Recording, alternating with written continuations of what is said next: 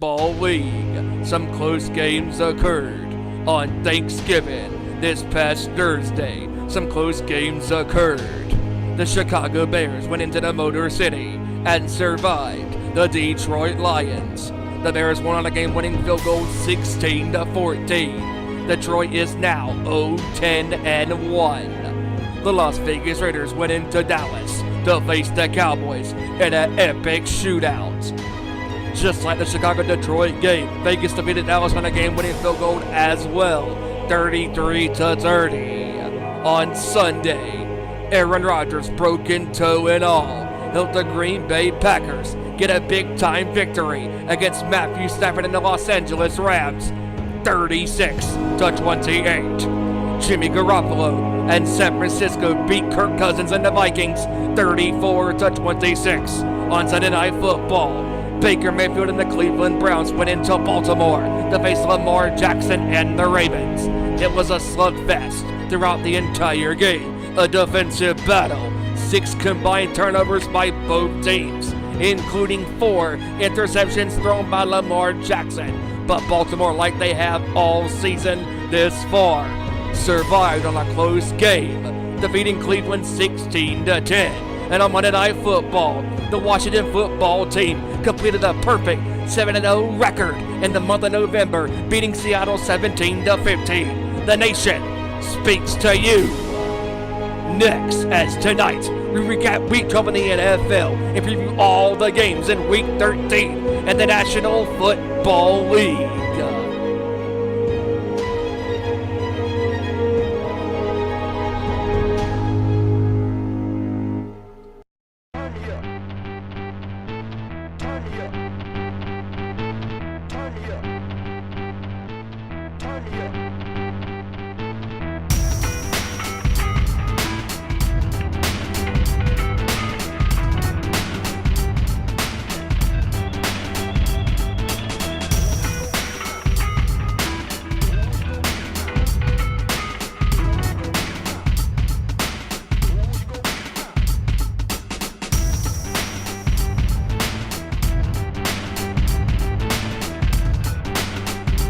From the gridiron to the court, talking all that is sports. Members of the Bunch of the Nation bring to you our Nation Sports Show. Here are your hosts, Ezra Vickery, Joey Thornton, Kevin Rorie, and Stephen Wyand.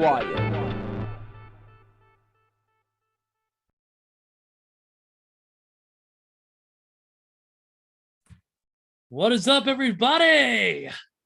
We are live once again. It is our Nation Sports Show. We're here. We're ready to rock. Another great action day of sports here to talk about. And trust me, it's going to be awesome. I got with me a cast of characters here, and it's going to be interesting. See, as we goes, we got a lot to get into, guys. We've got so much stuff. We've got everything from the NFL with all the different games to the NBA with some COVID suspension, with some COVID cases been announced. Boy, oh boy, man. It's been a busy week. But before we get into it, and while Steven over there looks like a broke-ass Dave Grohl, we got things we got to get to first. And that is our social media. If you want to follow us on social media, you can follow us at ON_sports show. That's where you can follow us for sure. On Twitter, you can follow us at our Nation Sports Show as well on all of our other social media, including Facebook, YouTube.com. Go to YouTube.com, search our Nation Sports Show in the search bar. Find us there, hit subscribe, and get us all set ready. Get us all there. We're almost there, guys. We're almost at 100 subscribers. We need 100 subscribers to get our custom URL so it's easier for you guys to find us and for us to post links to you. And then next, of course, don't forget our Discord. Discord.gg/Nations Corner, where you can follow us and the Nations Corner team as well on all of our social media platform on there. You can interact with us there as well as the YouTube and the chat, where you can chat with us about anything in the world of sports. Enough of my yakking, no. I've talked enough for right now. Well, actually, I could because the other guys are mutes. But with us tonight, man, we got couple great dudes here. First off, we got the only San Francisco 49ers fan to actually be a San Francisco 49ers fan, and that is Kevin Rorie. What's up, dude? What's up, everybody? Hope everybody had a good Thanksgiving. Yes, we want to wish everybody out there. Hope everybody had a happy Thanksgiving. We know Hanukkah just started recently, so to all the Jewish listeners out there, happy Hanukkah. And of course, it's the second day of December. Christmas season has officially started in other parts of the world. But next up, we got with us, man. We got with us our resident Washington football team fan who's nearly looking from the outside in this upcoming season. And his team's doing rather well. And we'll get into that in a little bit here, but it's our buddy Joseph Thornton. What's going on, man? Hey, what's up, everyone? Hope everyone had a safe and wonderful, happy Thanksgiving, and hopefully my boys can keep it up. Yeah, hopefully, man. Good luck to you. Good luck to the Washington football team. They can kill it. But next up, and of course, finally with us, is of course the matriarch of this damn show. Without him, this wouldn't be possible. My heavy metal brother from another mother, the one, the only Stephen Wyand, fresh off of WrestleCade this past weekend. You are correct, sir. I am fresh off of WrestleCade. I had a great time meeting Thunder Rosa, Mick Foley, Kane, and going to the two spectacular shows on Saturday and Sunday.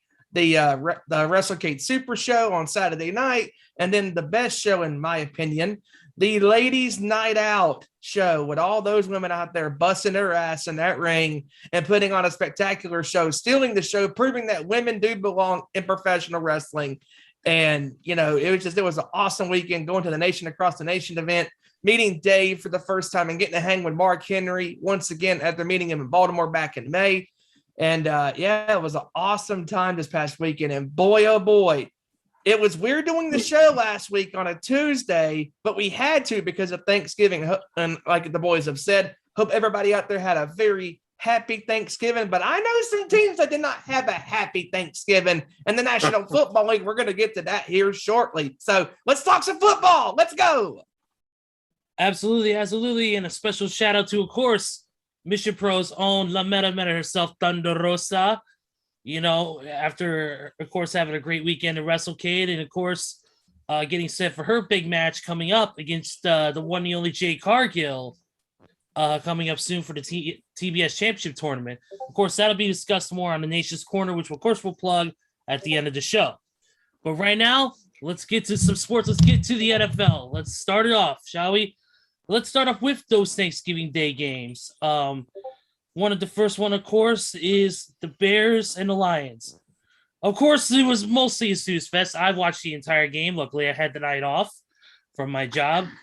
Yes, people, we do work, and no, we're not getting paid for this. But I feel like we're getting paid with knowledge. But the Bears and the Lions, it was kind of a snooze fest of a game, but it's still, my Bears pulled out the victory 16-14, leaving the Lions winless again.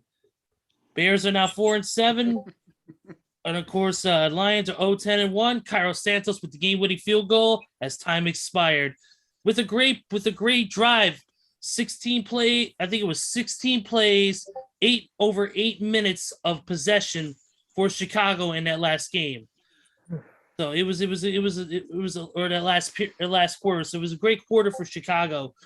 But I want to get you guys' opinions on this game. Let's go with go around the horn here. We'll go to Kevin Rorie since he's putting his hand over his face like he feels so miserable. All I'm saying is I'm glad my family ate around lunchtime on Thanksgiving because that last drive absolutely made me lose my appetite because of how horrible Detroit decided to play on. Like they could have had a million choices to try to win the game, and they find a way to lose the game. Good job, Detroit. Keep it up. You're working. Matter of fact, I think they're going to be a lock for the number 1 overall pick faster than someone is for the number 1 seed in the playoffs this year. Good job, Detroit. I agree. Detroit is not doing too well here. And that's just putting it lightly. I'm being nice here. I would say that Detroit's season is sinking faster than the Titanic did, but then again, that's just a crappy little line. But it is the truth, though. No, but seriously though, Detroit, the one thing that killed Detroit, especially this game, was penalty after penalty after penalty. They just kept getting hit with holding penalties left and right, losing. At one point, I think they were second and 36. They had three holding penalties in a row, two of them on the same person. They just could not. They could just and a lot of false starts too by Detroit too. Seemed like they couldn't get their plays together, couldn't get things together. It's ridiculous. It's to me, I feel like that. When it comes to Detroit, they no longer have the mindset of, so how are we going to play this game today? From now on, their mindset is like, so how are we going to lose this game this week? It's kind of not that hard. I mean, it is Detroit after all. I mean, yeah, it is Detroit after all. I mean, it could be the Jets. It could be a lot worse. Hey, I'd rather be the Jets than the Lions because at least the Jets know how to win a game every once in a while. Yeah, they do, but their team still sucks horribly. But anyways. Yeah, I know. Moving on to the next game. We actually had a bar burner. It was a terrible game. I mean, it was a terrible game. That's why we're moving on to the next game because there's not really much to talk about in that one. Nah, terrible. Just terrible. Next. This game here actually is a little bit of something to talk about, and that is the Raiders and the Cowboys. Derek Carr got his first. It is the first quarterback in Raiders history with 300+ yards on Thanksgiving. A little stat there. And the Raiders beat the Cowboys 36-33. Hell of a game. Of course, during that game, there was a nice little brawl. Nice little brawl there where one of their players, I'm trying to remember the name. Can one of you help me here on that? The man who got suspended for fighting during this game. Oh, man.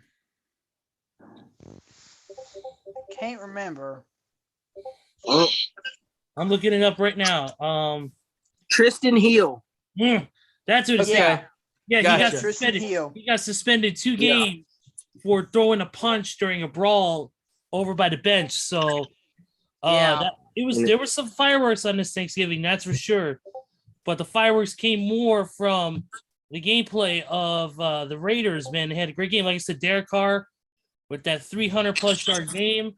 Some other quick stats real quick before we move on to you guys. And that is Derek Carr, 24 for 39, 373 yards, 1 touchdown, no picks. Josh Jacobs had 22 carries for 87 yards and a touchdown. And even Marcus Mariota. He freaking had Marcus Mariota, former quarterback for Tennessee. Yeah, that guy. He even had a rushing touchdown as well. But the big performances were on the receiving core with Hunter Renfrow, eight catches for 134 yards, and Deshaun Jackson, 3 catches for 102 yards and a touchdown. They're just playing. Seems like they're playing lights out that game, and they did a really good job. Cowboys, on the other hand, Dak Prescott, 32 for 47, 375 yards, 2 touchdowns. A great game for Dak. Actually, a really good game for Dak. Can't really say that much. I'd say really that's his fault.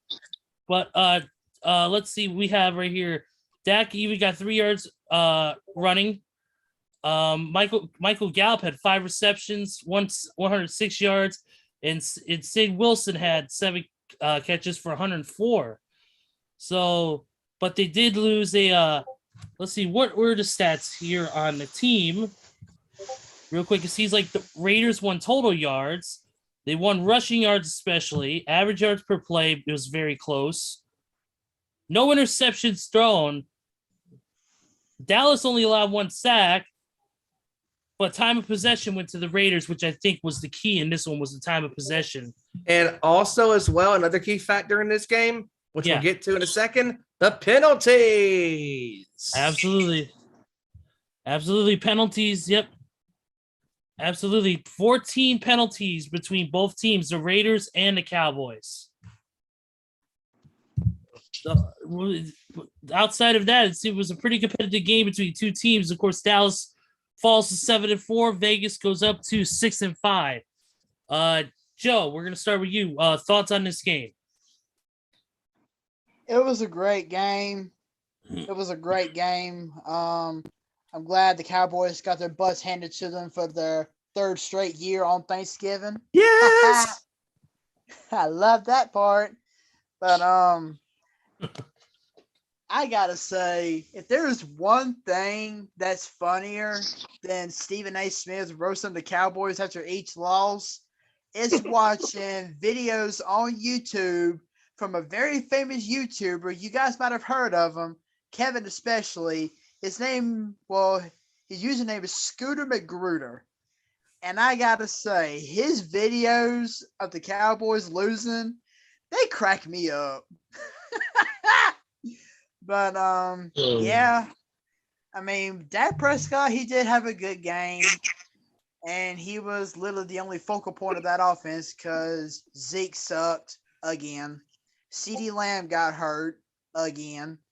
Amari Cooper was still out with COVID. So yeah, Dak was literally he was the main point of that Dallas offense. But still, it was a great game. Yeah. Yeah, it seemed like it was a really good game. Both teams played as well as they could, but it just seemed like that the Raiders played better as far as, like I said, there was a lot of penalties in the game, which I believe some of those did shoot Dallas in the foot. Kind of similar to what happened with Detroit against Chicago.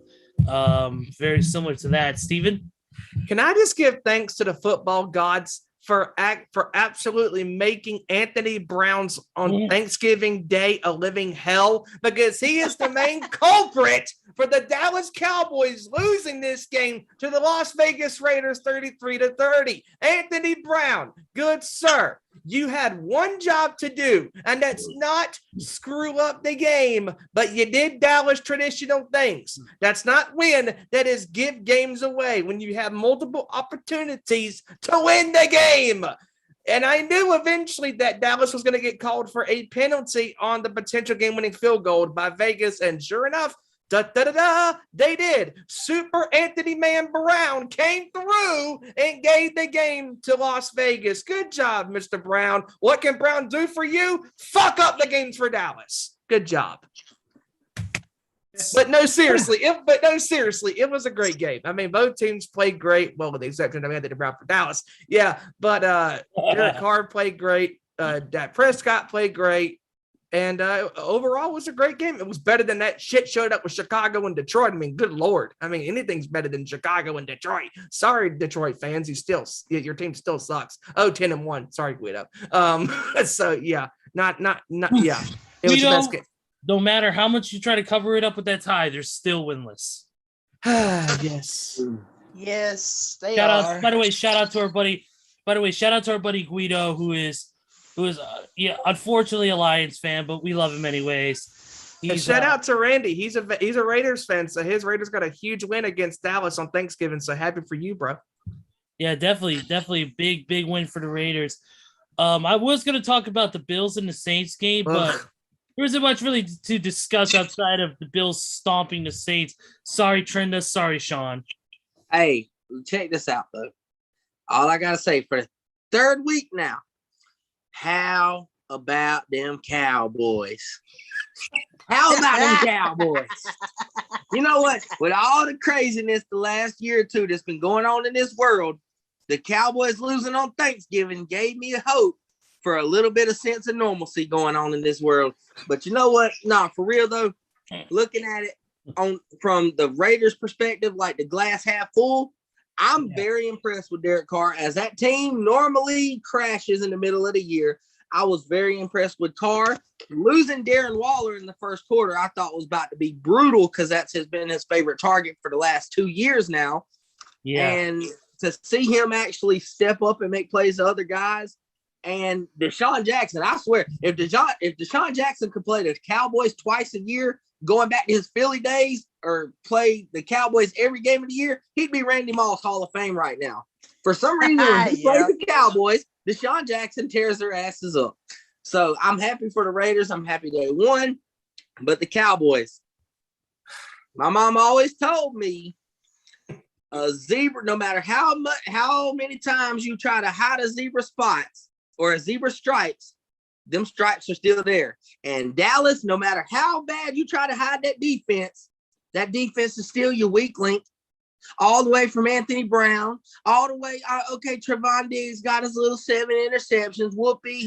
What has he done lately? But Nothing. You know what? Check out the rating. Trevon Diggs is like ranked 25th in quarterback rating on him because he gives up so many yards and so many double moves because he's too aggressive. You want to look at cornerbacks on the defensive side of the ball. Look at guys like back in the day, Richard Sherman. Look at Deion Sanders back in the day. Before that stat was available, look at the quarterback rating against them. Throw in the Richard Sherman side back in the day, quarterbacks had a rating of like 28, which is horrible, which means he's complete like one pass out of like 8 attempts. Trevon Diggs, on the other hand, like I always say, a blind squirrel will find a nut once in a while. Okay, they throw the ball on Trevon Diggs 20 times. 18 of them's going to be catches. Just that one, boom, interception. So what? Your defense still sucks. Dak is playing his ass off, respect to him.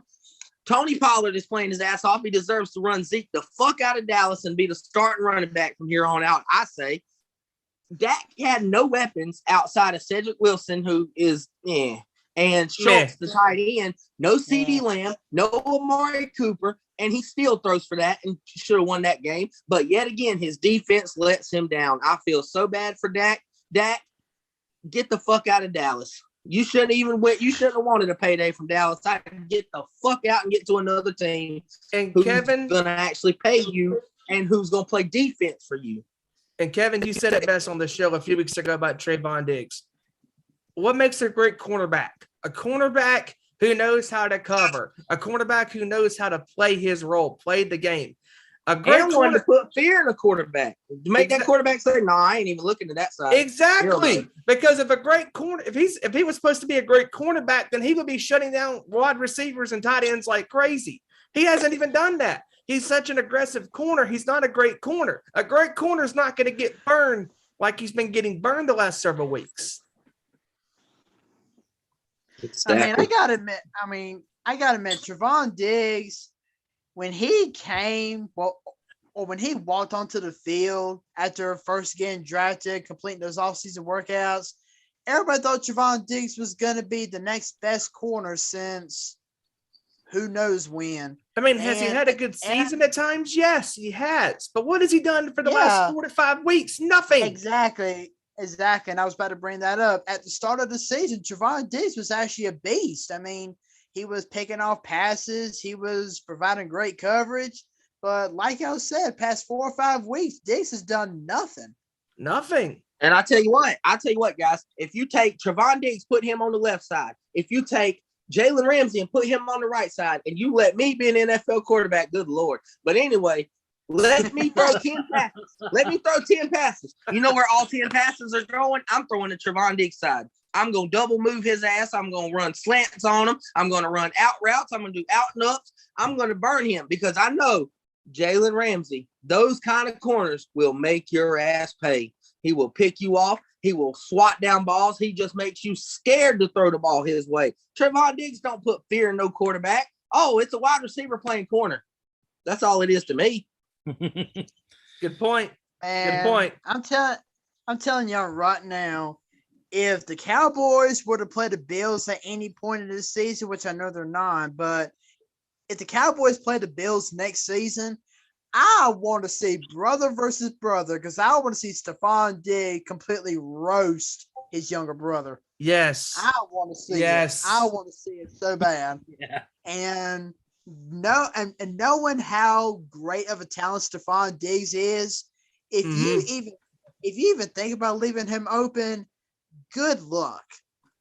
Good luck, because Stephon Diggs will burn you like nobody's ever been burned before. Mm-hmm. Mini Dumpus miracle. Yes. Come on. Yes. Mm-hmm. Yeah, that game. Mm-hmm. Yeah.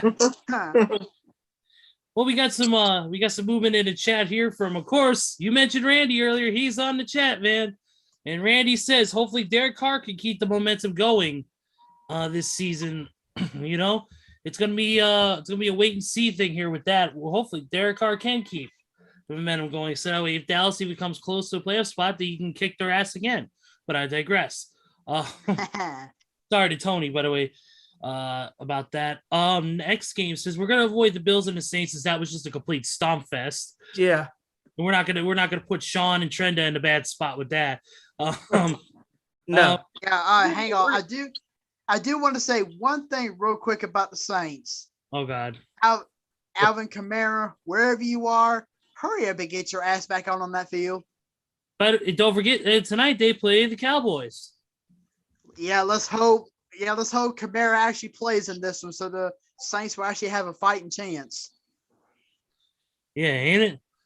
All right, let's talk about this. Let's talk about the next game, which is the Tampa Bay Bucks and the Colts. Bucks beat the Colts in a rather closer game, 38-31. Colts went on a hell of a performance, but Tom Brady now has a 9-0 record versus Indy since 2010, and that's including the playoffs. Wow. Yeah, it was. Yeah, but I'm going to start off by saying it was not Tom Brady that won that game for Tampa Bay. It was Leonard Fournette that won that game. Exactly. That boy had 4 touchdowns in the game, and I'm like, dang, bro. 17 carries for 100 yards, 3 rushing TDs, 7 receptions, 31 yards, and 1 passing TD. You know what? But you know what, guys? To me, Leonard Fournette did all the stat stuff, and you're right. But whoa, what happened to your had literally made the Indianapolis Colts change up their game plan. We know what the Colts want to do. They want to give Taylor the ball. They want to run it down your fucking throat. They're running it for 400 yards if they got to. They stacked the line and said, "Okay, Wentz, let's go hospital, man. Let's see if you can throw for 500 on us. You can't. You're not that good." And sure enough, Wentz and he started struggling in the second half. Tampa got back into it, but the Colts they almost pulled it out because they said, "You know what? We don't give a fuck. Just give the ball to Taylor. I don't care if they got 11 guys at the line of scrimmage. He's going to run all over them." That last drive that Indy went back up with, or to tie it or whatever, Jonathan Taylor had more rushing yards on that drive than he had the whole game. He had like 70 yards rushing on that one drive. Touched the ball the whole time and ran that touchdown. If the Colts would have done that all game, that we might be talking about a different result. And but Carson Wentz is not for making the Colts change that game plan. That's what they wanted to do, and that's what they did. Let's call a spade here. Carson Wentz has not done nothing since his MVP caliber season in 2017 for Philadelphia. Absolutely, he has not done nothing. I knew the only chance that the Colts had to tie that game in the last 30 to 45 seconds was if they had a kickoff return, and they almost had it. But as soon as the kick returner got taken down, I said, they're done, because Carson Wentz is not going to get you in the end zone. But Jonathan Taylor should have been handed out the ball more times than he was, because I'm not going to credit the Tampa Bay defense for stopping Taylor. I'm saying that is bad coaching by the Colts for not giving your best player. It's not Carson Wentz. Jonathan Taylor is the best player on that Colts offense. Feed the machine, feed the rock, pound the rock. And I don't understand why they didn't do that. That's why they lost the game. That's why they lost. I just hope Jonathan Taylor never gets tired of being the leader of the Indianapolis offense, because I'm telling you one thing, if Jonathan Taylor ever thinks about leaving Indy to go to another team, I'm going to feel sorry for the Colts, because they ain't going to have nobody else. Nobody. And that's why they've been winning a lot of these games this year, is because of Jonathan Taylor putting the team on his back. I mean, just last week, he had 5 freaking touchdowns. I know. And I know Tennessee is 2 games up on Indianapolis, but if Tennessee don't watch out, the Colts can take it. Be nipping at their heels, but it's only because of Jonathan Taylor. Jonathan Taylor is very easily my pick for MVP this year because of how well he's playing right now. And if you think about it too, fellas, the initials MVP, most valuable player, and Jonathan Taylor fits that criteria of being the most valuable player on his football team, because without Jonathan Taylor, they're not doing nothing this year.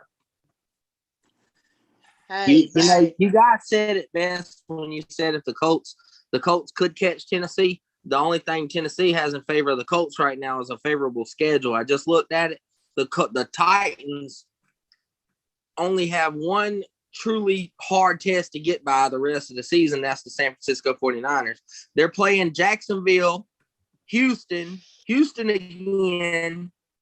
That's Tennessee's schedule. That if you can't beat them, you're going to be categorized as the Detroit Lions version 2. Oh man. But I'll say you guys who's gonna win MVP this year if it ain't Jonathan Taylor. Y'all ready for this? Who's that? Good old Cam Newton is. Yeah, for being the most valuable loser of the On week. that note, Ladies, this is man. He's gonna change his background again. What is this? This is like a. well, Oh, I was I thought just you- about to walk out. I thought you were- I thought- All right, I'm gonna head out. That's where I hit. All right, I'm gonna head out. I thought you were gonna change your background again. I was gonna be like, holy crap, this is like a Cher concert when Cher changes up. Oh, I could have changed it where Cam Newton's over here screaming, "I'm back!" ... on the bench. Yeah. Speaking of Cher, Cam wishes he could turn back time, but I digress.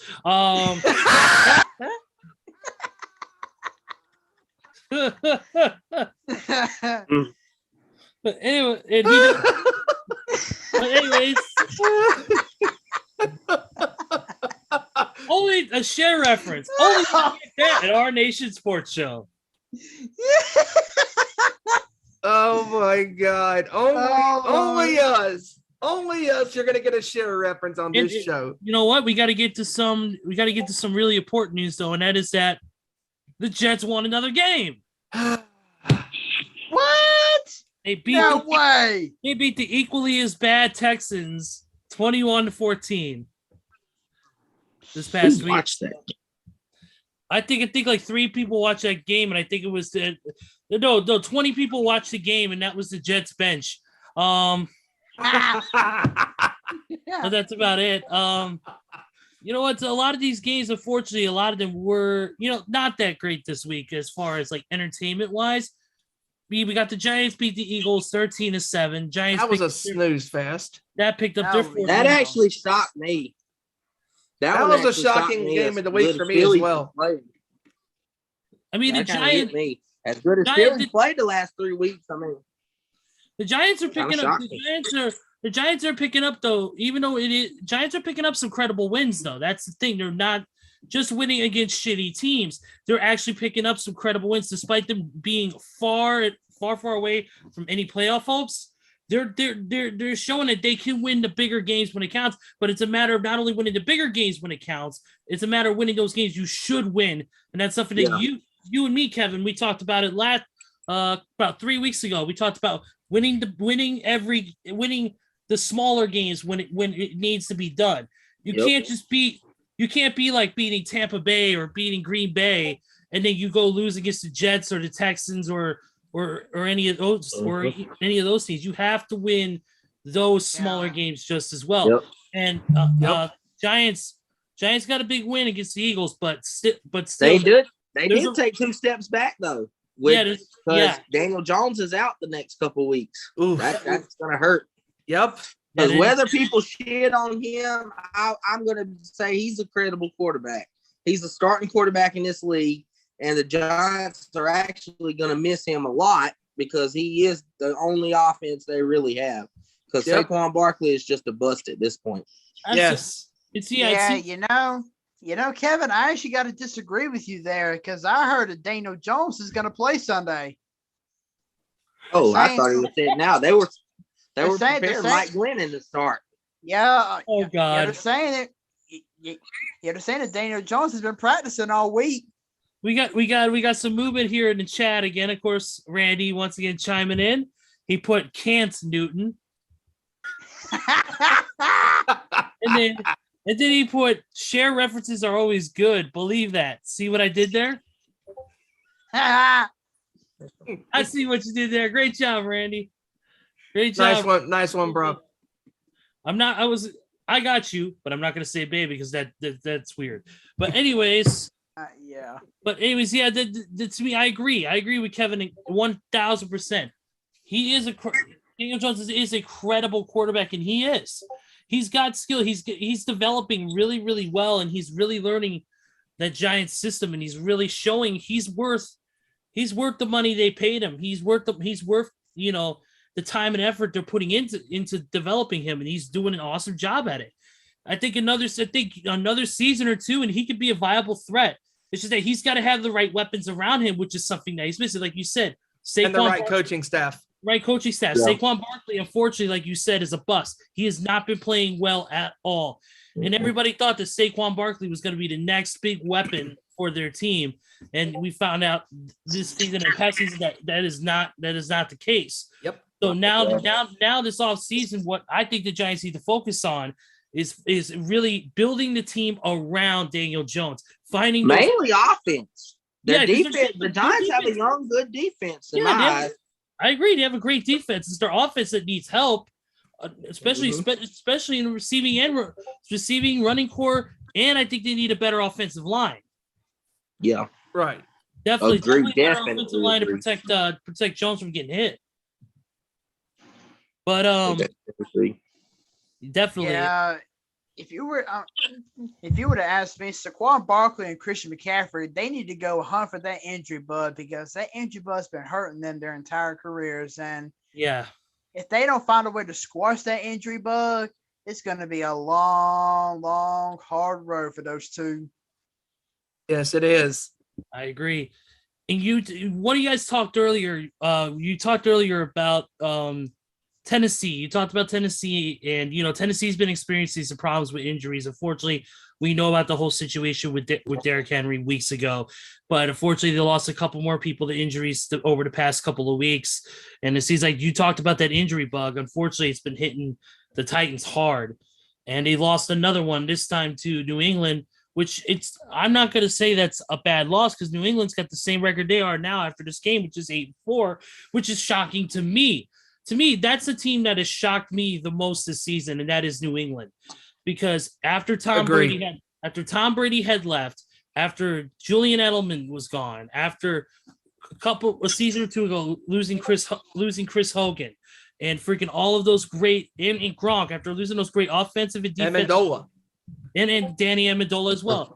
After losing all those great offensive and defensive weapons, you figured they would be dead in the water for a couple of seasons. Well, that's proven not to be the case. New England is playing lights out right now, and they're in good standing. They're in the playoff hunt, and they're doing great. Mac Jones, baby. Mac Jones. Speaking of that, a couple of stats here on New England here. Mac Jones. If my phone will work, I gotta love technology. Well, let's Ryan Tannehill. I'm gonna be honest. Well, I'm not gonna be honest. I'll be truthful. He sucked. He had only 91 yards passing. This is what I've been worried about with this Tennessee team, especially with Derrick Henry being out for the next several weeks, obviously, with that foot injury. Ryan Tannehill has been regressing back to Miami Dolphin days, and that's what's been happening. And that's something we actually talked about last week on the show. Yup. We were concerned about Ryan Tannehill. Would he I'm not gonna say downgrade, but would he fall back to his old ways? And that's something that we feared about ourselves. And unfortunately, it seems to be the case that he is going back to being the Ryan Tannehill of Miami, where Mac Jones has been, as a young quarterback, has been shining. 310 yards on 23 of 32 passing and 2 TDs, no picks. So great stats from Jones. I mean, this kid is playing so well for a rookie, and this goes to show you once again, Bill Belichick knows what the hell he's talking about with football because he's been doing it for all his adult life, and this is why he got rid of Cam Newton, because Mac Jones is the answer. Cam Newton was not. Absolutely. And see, Mac Jones he's in a situation where I'm not going to hate on the kid. He's got talent. Nick Saban's seen something in him, obviously. But if he would have went almost anywhere else that needed a quarterback, he wouldn't be where he is now, balling. Like, if he would have went to Jacksonville, they would have ran his talent straight in the ground like they're doing Trevor Lawrence. He would have went to the Jets like Zach Wilson ran straight into the ground. If he went to the Chicago Bears, I'm sorry, Ezra, but Matt Nagy would have him looking like shit.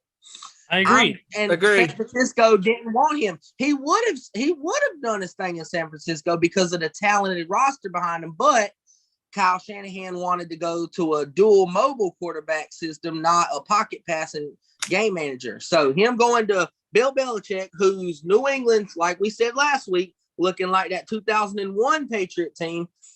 Tom Brady, up until he got so legit, was simply an above average game manager when he first came in the league. That's what Belichick sees in Mac Jones, a highly talented game manager. That's what won them all them games throughout that time. It's very and scary. Can we please give some credit where credit is due? People talk about when the trade first went down, Carolina won that trade. They got Stephon Gilmore. Well, you know what? New England is top 5 in the secondary in defense. Why? I'll give you one name, J.C. Jackson. To me, one of the best, if not the best, corner in the game right now. Second in the league in interceptions, while only given like a 30-something% passer rating on teams do not throw to his side. He's literally intercepting the ball. He's, unlike Trevon Diggs, he's shutting down receivers. That defense is lethal this year. Again, they rebuilt in like no time. And yeah, they're going to lose Devin McCourty probably at the end of this year to retirement or so, but still, they are balling on the defensive side of the ball. And Judon is a monster, and that defense is something special this year. Because of great coaching. I know it's hard. It's hard to say, oh, that's all you got to do. It's not easy. You have to have great coaches to put your players in the right possessions to succeed. Oh yeah, and Belichick's already been a defensive minded coach since he first came in the league. He was enough to me. Bill Belichick is a more championship winning version of Tony Dungy. When Tony Dungy was coaching, he was a defensive minded coach. Even though he had his Peyton Manning and he had his Bucks team he built up from scratch, he was a defensive minded guy. That's what won all that. That's why Tony Dungy was successful. Bill Belichick, same thing. You ain't going to see a New England team that's going to give up a ton of points every year. I've never seen it. Even last year, their defense was still elite with a bunch of players missing. Mm-hmm. So, yeah, you ain't going to see it often. No, you're not. Not at all. No, you're not. Absolutely. Bill Belichick, a great mind, and he improves it right here with the development of Mac Jones as a quarterback. Once again, Belichick proving why he is one of the elite coaches in the entire NFL. It knows talent when he sees it. So exactly. And I got to bring up one quick thing about the Patriots real quick. If there's one player on that New England Patriots team that is thankful that Mac Jones is a quarterback, it's Kendrick Bourne. I'm telling you what, that boy has gone off the past couple of weeks. I mean, he got 2 touchdown catches this past week from Matt Jones, and I'm telling you, Kendrick Bourne is slowly starting to turn into an everyday player. He is. He really is. Yeah, I agree with that 1,000%. The next game on the docket that happened from this past weekend was, of course, the Bengals absolutely just taking out the Steelers, putting them 41-10. Ben Roethlisberger has lost to Cincinnati 3 straight times for the first time since, I think, over 10 years ago. Yep, since 2009. Yep, 12 years ago, absolutely. Crazy. Big Ben had 2 picks, 1 TD, 24-41, 263 yards, while Joe Burrow didn't have a really big day throwing. He didn't have to. No, he didn't because of the rushing, because of Joe Mixon, who had a hell of a game. 28 carries, 65 yards, 2 TDs. Joe Burrow even going in for a rushing touchdown on his own. Yep. And then Higgins having a monster game, 6 receptions, 114 yards and a touchdown himself. So a hell of a game on especially in the rushing category with Joe Mixon really tearing it up this game. 5.9 yards average per carry, which is not bad. Any thoughts on this game, guys? Oh, before Roethlisberger needs to retire. Hold on, guys. Yeah, I agree. Before we do, real quick, I did have a YouTube comment from, of course, Randy again. Randy, of course, chiming in like he always does. Randy said, "Random fact: the Titans have 2 players that have the same name of 2 of me and Kevin's coworkers, AJ Brown and Chester Rogers." That's why they're losing. Oh no, but Nice one, Randy. Going back to the Steelers, Ben Roethlisberger is by far the worst quarterback in that division. You got so many great quarterbacks, and even an above-average quarterback with Baker hurt is way better than Ben Roethlisberger. Wait.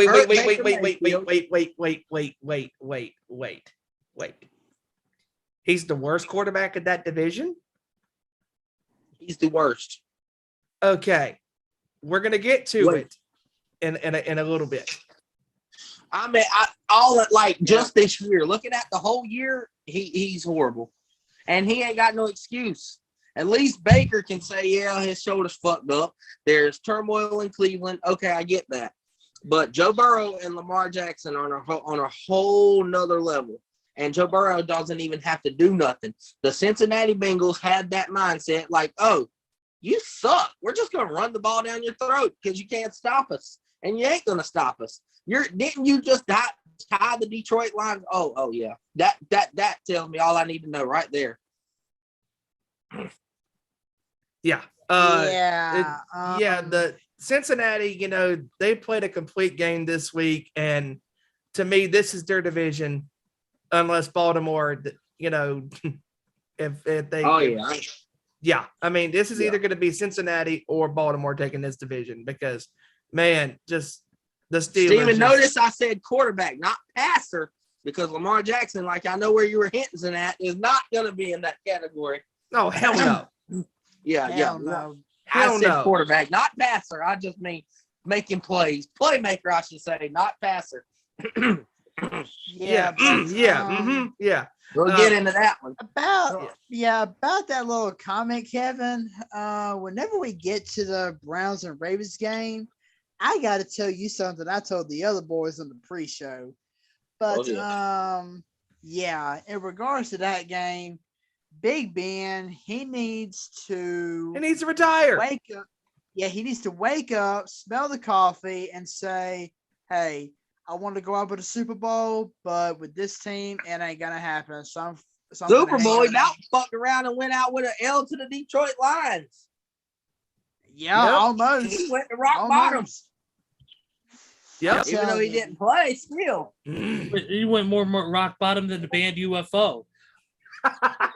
Rock bottom. Rock bottom. All right. See, I'm telling you one thing though. For Pittsburgh, if Najee Harris was not on that Steeler team, Pittsburgh would have nowhere near the success that they are actually trying to have this year, because Najee Harris, he is only a rookie, but he is leading that Pittsburgh Steelers offense right now. And if he has a bad game, then the whole offense is going to have a bad game. And I'm sorry, but that wide receiver core for Pittsburgh for this year, they are not what they were last year. I'll say it right now. Claypool is god awful this year. Not even close. Not even close. He's god awful this year. My Lord. Objects in the mirror are closer than they appear. And not to mention, the Steelers are stuck with a tight end whose last name nobody can really pronounce, for crying out loud. Not even my Josh program can probably pronounce what the hell his last name is. What's his last name? Like Fryamuth or something like that? I mean, how the hell do you say that last name, for crying out loud? I mean, guys, I did hear something that I thought was pretty interesting. And it come from a former Steeler great himself, Ryan Clark. Mm-hmm. He actually scolded that whole franchise the other day when he said, "Can you blame him, dude? You're not the same coach. Like, you're letting your players get all flashy and dance all over TikTok while you tie the fucking Detroit Lions. Like, bro, if that was us and me and Troy Polamalu, we would have been y'all have been making our life hell during practice. You let them get on TikTok and dance and hoorah and want music, and that's why you're freaking losing. Hey, Joey Porter never would have done that either. Go ahead, Ezra. No. Hell no. hey, Steven. Hey, Steven. What is his name? Is the dude's name harder to pronounce than Lake Chargagagog Manchagagog Chowbanagungamog?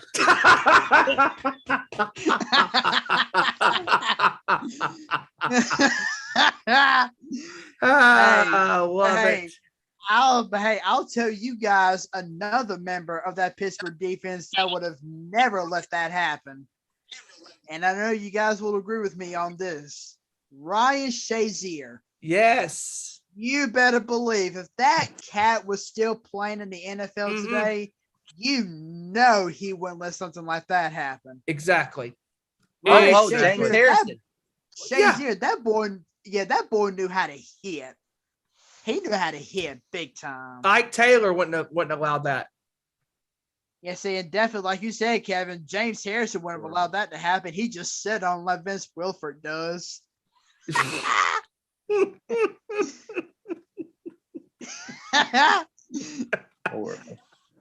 Terrible. Oh, hey, I actually saw something about Vince Wilfork the other day, and I want to say congratulations to Trevon Diggs on this one. Diggs now has more interceptions than Vince Wilfork had in his entire career. Wait a minute. Just the other day, remember how I've been harping on how bad Jamal Adams truly is as a safety? Well, over the last 3 seasons, he's been tied with Vince Wilfork for the most with 2 interceptions. Congratulations the other game for Jamal finally having one more than Vince Wilfork throughout his whole career. Actually, you know what? Congratulations. You know what? It was Jamal Adams. Sorry, Trevon. It was Jamal Adams that I read about, not Trevon Diggs. Oops. It was Jamal. oops? Oops. Oops. Okay. All right. Next game, guys, on the docket. Or next game, was it a big game? Well, actually, the Broncos. We'll talk about that. That was a big game for them. Oh boy. The Chargers 28-13. 13 2nd was the first Denver rookie with 2 interceptions in a game since week 13 of 1989, which was the last one was Adwater to have that. You know, there was so much hype surrounding Trevon Diggs as he began the season with Dallas that nobody even really thought about Patrick Surtain. But let me tell you, Surtain has actually surpassed the coverage that Trevon Diggs has given this season. Because Patrick Surtain, he actually knows how to hold receivers to low amounts of yardage because he knows how to play corner, unlike Trevon Diggs. Does he not? Good point. He does. But But guys, my thing is, just like the AFC West, I mean, the Chiefs are going to win that, and I know that's a different topic, but everyone in that division is so inconsistent, it's awful. Like, the Chargers go out and drop a 40 burger, and then you're like, oh, shit, Justin Herbert is the truth. And then next game, you're just like, his offense ain't helping him. His defense sucks. And same way with the Broncos. They're just, one game, they upset the Cowboys. Okay, and then they can't get past 10 points against the Eagles. I'm like, funny wait. how everybody was on that LA Chargers bandwagon and they're AFC Championship destined bound. They're a wish version of the Buffalo Bills. I'm sorry. Exactly. Inconsistent. And not to mention, and correct me if I'm wrong, guys, but I think Denver has won 2 of the last 3 games ever since they traded Von Miller, whereas Von Miller had won a single game since he joined the Rams. That's true. I mean, was Von Miller Miller like dead weight to him? I mean, good grief. Don't forget in the last couple or about 5-6 weeks that stinker that the Chargers put up with the Ravens that game. And then the Chargers go out and put 40 on Pittsburgh. And I mean, granted it's Pittsburgh, but I mean, they beat some lethal teams the Chargers had, but then they also did that. Put up 6 points against the Ravens? Yep. Go out and lose to the Broncos. Like, come on, man. This is a divisional game. Come on, man. Mm-mm. Not a great performance. I mean, this Chargers team is up and down all the time. I mean, what team is going to be this week? I mean, who knows? Who the hell knows? I mean, this team is so inconsistent. I mean, people were jumping on that bandwagon. Oh, I think they're AFC Championship bound. No, they're not. They're not going. They're not going far. They're not anymore. And I mean, I said right at the beginning of the season that I thought the Chargers were actually going to have a team that can actually be a threat and go all the way to the AFC title game. I'm taking that back now. The Chargers are not that good of a team that everybody thinks they are. Yeah, they'll have games in which their offense will explode, but that's because their defense is so freaking awful that they have to rely on their offense to win a game for them every once in a while. Exactly. And if Joey Bosa didn't exist on that defense, God, I'd hate to see how bad it'd be. But Lord, the Chargers, man, if they would get their shit together, they would be a very good team. Justin Herbert is a top 10 quarterback right now.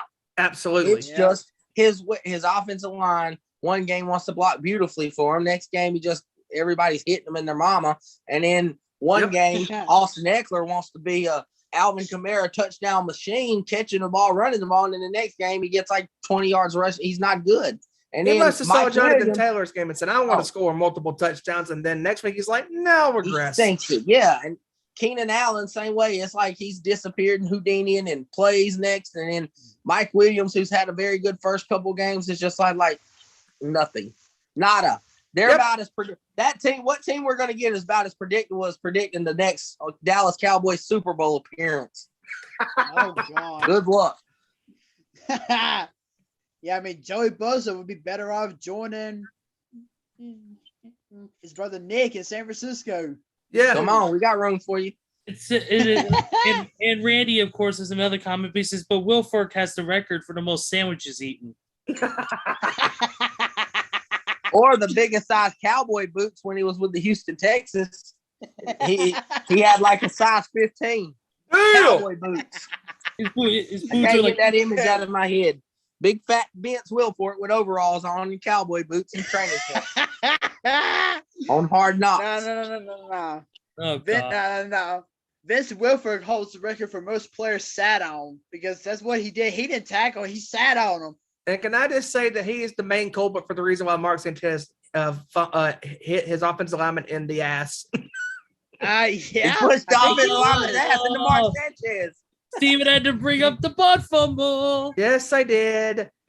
Wait a minute. I'm so thankful for that. I really, truly am. Thank you, football. Thank you for that. Sorry, go ahead. Okay, next game. The Packers and the Rams game that happened this weekend. Oh, boy. Oh, man, what a game. 36-28. Packers once again, unfortunately, 4-0 record at home versus the Rams, including the playoffs.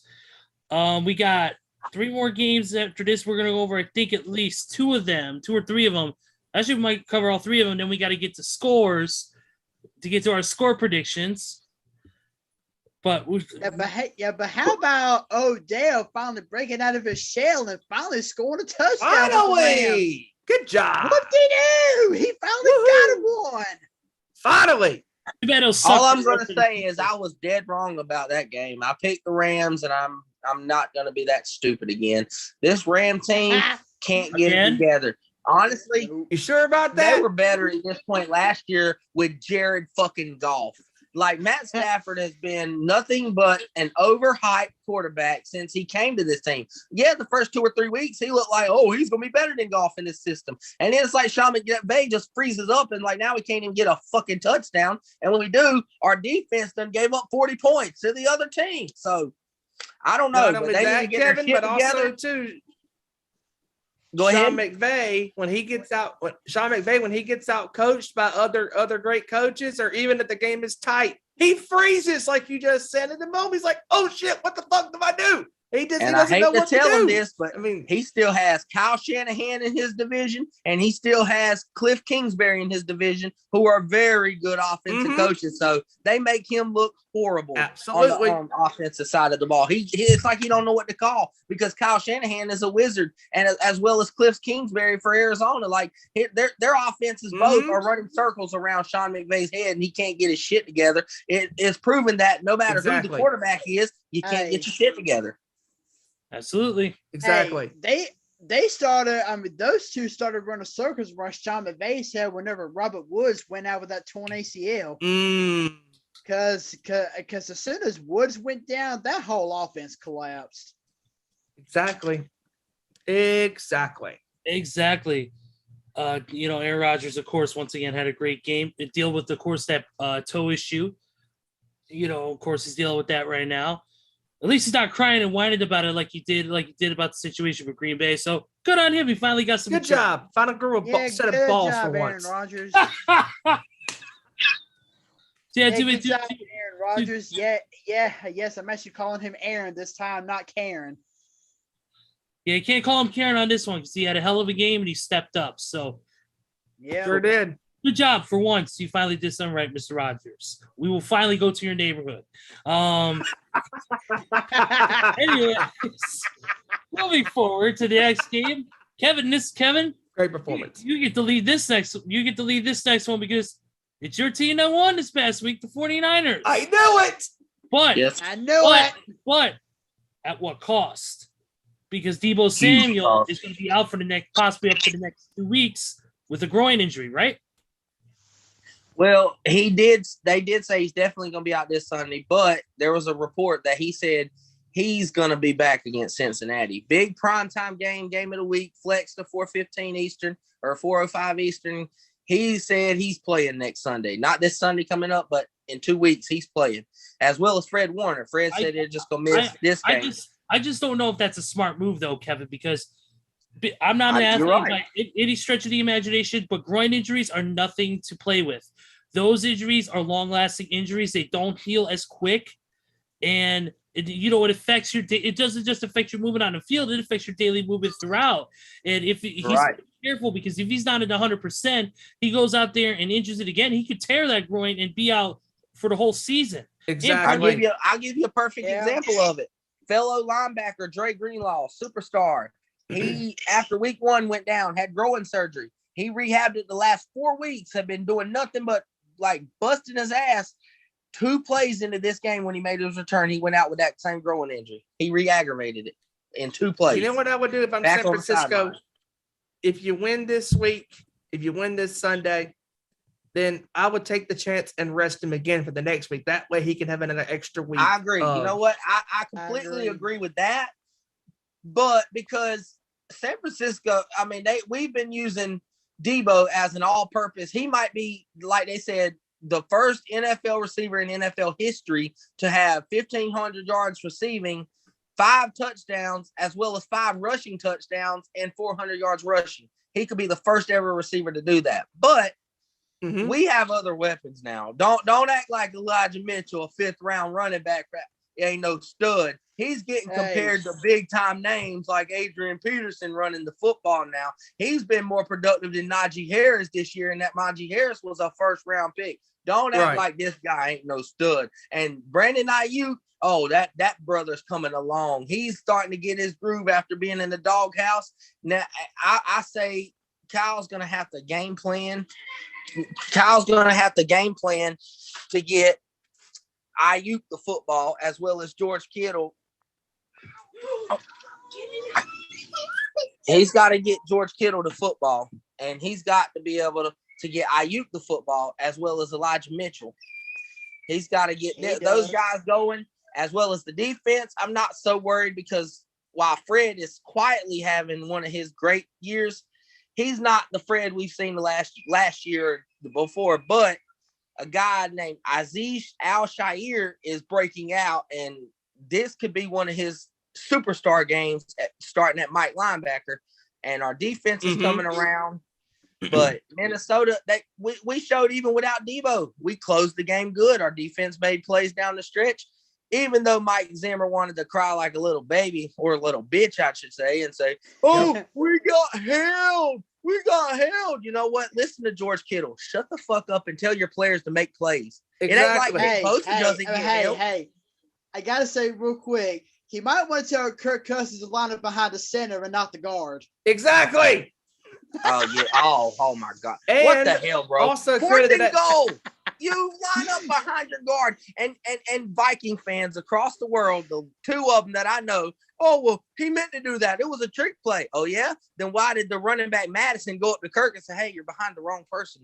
The center's right here." Come on. And then they call a timeout. Then Justin What the Jefferson, hell, like, bro? "God damn it, Kirk." Yeah, All that's the our Vikings. what the hell, bro, of the week. What the hell, bro? Kirk Cousins, But are the you Minnesota blind? Are you Vikings- actually freaking blind? You're playing your way out of the wild card seating, and San Francisco, You had one their job and you 3-game blew winning it. streak, 3 games in a row they won, and they are now about to be 1 game behind the Rams. Whereas if they tie the Rams, they got the tiebreaker. They beat the Rams already. Correct. So Yeah, they sure and did. the also Rams as can well, go from a 5th seed to a 7th seed in this NFC playoff picture San within a Francisco- matter of a week. San Francisco, two things, controlled their destiny with that win against Minnesota, and they turned over Kirk Cousins because Kirk Cousins was having a pretty solid year. Yeah. And then that San Francisco defense said, "We're going to turn you over." And they did with the interception. And I'm telling you, I that was a huge win for San Francisco. I had a feeling because I picked them. We all picked them because we knew San Francisco was the hot team right now in the NFC and one of the hot teams in the National Football League. And they absolutely took control of that game against the Vikings, and it was not surprising. Definitely. And it's just crazy. It boggles my mind that Mike Zimmer sits up there and tries to say, "Oh, well, we get held. They're all these flags should be thrown." But you know what? Like George Kittle said, welcome to the NFL. Some games flags get thrown every fucking where. Some games flags don't get thrown. Get used to it. Yep. Fight away from it and make a play. Exactly. like This Nick is the Bosa- NFL. It wasn't like Nick Bosa wasn't held 10 times in the Super Bowl against the Chiefs that should have been called. But you know what? People dropped it. We got to make plays. That's how you win football games. Stop lingering on what bad has happened or what ain't got called and get over it and make a Fight play through the next referee's play. bullshit. Exactly. Come on. I mean, quit bitching and complaining and display the game. Exactly. Exactly. I agree. We got 2 more games here from this past week. Next one is the Browns and the Ravens. Ravens Oh, 10. Who wants to start that conversation? I know this was a hot button topic. Oh, okay. This was one of the worst close games I've ever seen in my life. What the literal hell? Lamar Jackson, you're you're supposed to be one of the top quarterbacks of this generation. Steven, fact. First starting quarterback to win a game with 4 interceptions since week 17 of 2013. The last person to do it, Andy Dalton. Okay, proves my point. Lamar Jackson is not all what he is made out to be. Is he a great athlete? Yes. He can run the ball as a quarterback, but he is not a consistent pocket passer. He has one really good target in Mark Andrews and a bunch of average schmoes on that offensive receiving core. They have no running backs, no offensive line, and this is a proven fact. If you don't have an offensive line to block for you or no weapons to throw to, he's going to have a piss poor performance that he had on Sunday. I mean, my God, that was one of the worst first halves of any game this year. And hell, I'll go on and say it right now. This was the worst first half by any team this season and by both teams throughout the entire game. 6 combined turnovers by both teams, led by Jackson's 4 interceptions. How in the literal hell did Baltimore win this fucking game? They are the luckiest team on God's green earth. The football gods must love Baltimore, because I'm telling you right now, Baltimore is not going to go far in the playoffs with the shit show performance that was Lamar Jackson on Sunday. That was garbage. Oh my God. I mean, not. terrible. terrible. Oh my God. I mean, God bless Christina and Ashley, who are Baltimore fans. I know Ashley said it best on Facebook. Can we just go to halftime? Because it was that fucking pitiful. It was one of the worst performances of the year. And I'll say it right now. It is the worst performance by any quarterback of this year. Baltimore has been lucky all freaking year. The games they should have lost to Kansas City. They should have lost to Kansas City. Hell, they could have lost to the Colts, but they didn't lose to the Colts. They should have lost to Cleveland. Not even Cleveland with Baker Mayfield can capitalize. I'm telling you what, if that would have been Rodgers, if that would have been Brady, they would have capitalized on every single fuck up that Lamar had in that game. That was one of the, oh my God, I cannot wrap my head around this game. I mean, the touchdown that should have stood for Cleveland didn't happen. Why? Because Baltimore gets lucky. And that is why Baltimore won this game. That Steven dissertation / rant is brought to you by Football for Dummies, the 0-10-1 edition, sponsored by the Detroit Lions. Yeah, that is why Baltimore won this game, because they played a shitty offense like Cleveland.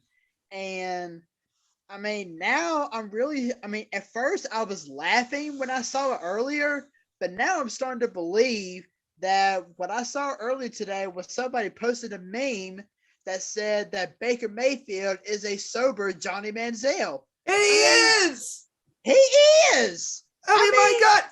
When the game was wait, time out of the field here. Time out. There's a sober Johnny Manziel. Yep. And his name is Baker Mayfield. But when the game was first going on, I'm like, all right, 6-3, whatever. And then I'm like, wait a minute, what? He has 2 interceptions back to back. Okay, now I'm really interested. And that game moved just as slow as a 3-hour Monday Night Raw. I mean, my God, it was terrible. I'm telling you, if the Ravens, like you said, Steven, if the Ravens would have played anybody else, and I mean anybody else, well, except for Detroit, Houston, and the Jets. But if they would have played anybody else besides the Jaguars. If they would have played anybody else besides those 4 teams, the Ravens would have gotten torched in that game. They would have gotten torched on both sides of the ball, because the Ravens have no defense. Because, come on. You give up 10 points to Cleveland, but Cleveland don't have an offense other than Nick Chubb and, on occasion, Baker Mayfield. And Kareem Hunt when he's healthy. But another game that they should have lost this year that just finally hit me. Detroit! They should have lost to Detroit. All because of the football gods wanting to get Justin Tucker a bionic foot. But let's be honest, Justin Tucker is the best player on that Ravens team. He is the best. No doubt. The dude's incredible. Dude's incredible. I mean, another game they should have lost as well. And that was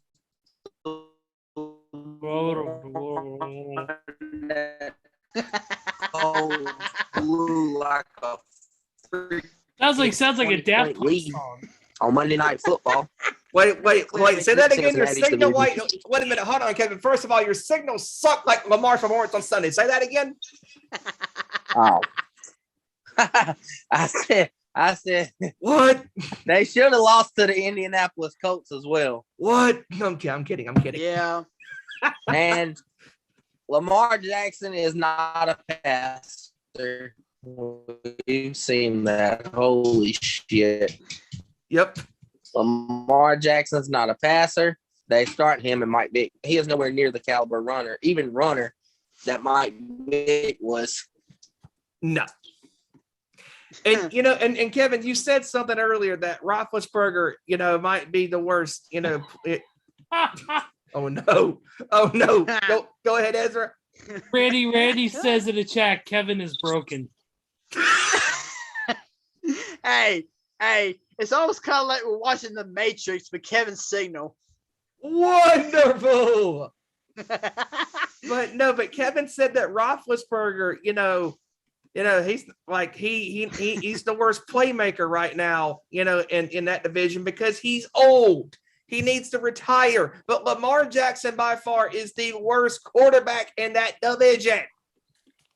And I know that's crazy. But I mean, Baker Mayfield, both of those two are the worst quarterbacks in that division. Top two. They're both so bad. Lamar Jackson had the worst performance by any quarterback all season long. And that's saying something. That Zachy Wacky Wilson has multiple interceptions. Talking about the pathetic Jets, but they're the Jets. That's to be expected. But if you're a top contending team in the National Football League, you should not be throwing multiple picks like Lamar Jackson has this year. He's looking like Patrick Mahomes did for the first couple of weeks. Yeah. Absolutely. We're gonna get into a deep conversation here about this next final game of the week from last week, which was Seahawks and the Washington football team. But I'll just say real quick about this since we're in the interest of time, so we can get to our picks and get to some other news because we do got a lot else to talk about, including some NBA news involving some COVID issues and also involving, of course, LeBron James and also the MLB lockout too. I want to get as well. Yeah, I mean, we'll talk. As big of a Washington fan as I am, I just got to say one thing about that game. What's that? I was not expecting us to win. Yes, I did pick us to win. Yes, I did pick us to win in last week's show, but I actually was not expecting us to go out and actually win that game. I wasn't. Wait. Sorry, guys. I had to come back from washing my mouth out from here talking about that shit bowl of a game Sunday night. I'm back now. I thought it was because you had to go. I thought it was because you had to go throw away your Jets jersey before we found out you have one. I'm broken. Wow! I go pour my eyes out. Poor Baker. But no. Before we get to the, so like Kevin, you gave your thoughts about this game. Joe, you gave your thoughts about this game. Ezra, what were your thoughts about that shit show of a game on Sunday? Oh, which one? The Browns and the Ravens? Yeah. It was exactly what it was. It was a shit show. Lamar Jackson not playing well at all. Play like it's his first time holding a football. 4 interceptions. Come on, dude. You're supposed to be an elite quarterback, which you're not in this game. And I'm not dissing the entire Baltimore Ravens team because they do got great players. It's a matter of having the right system of guys and then making the plays when it counts. And unfortunately, Lamar did not do that. Lamar failed at his job of making the plays when this should have happened. Their defense bailed them out in that game. Their defense was the star of the game outside of course, Justin Tucker, who is, like you said, the best player on their team. Absolutely, no doubt. And the Browns, unfortunately, Baker Mayfield, despite having some good yardage in the game, not really having that bad of a game, unfortunately, they just couldn't make the plays when they counted. And that touchdown is debatable. Should it have stood? Yeah, absolutely. Yeah, I mean, he had a decent game, 247 yards on 18 to 37 passing. So he didn't have that bad of a game. It's just that the rushing really failed to produce anything outside of 20 yards by Kareem Hunt and 16 by Nick Chubb. The only player that had a big yards game on the receiving end was Jarvis Landry, who had 6 carries for 111. Right. And the only touchdown scored on that was David Njoku, who only had 3 carries for 35 yards. Yep. Seems like to me that both teams put the emphasis on the name Browns. Yes, shit bowl. Exactly. Yeah.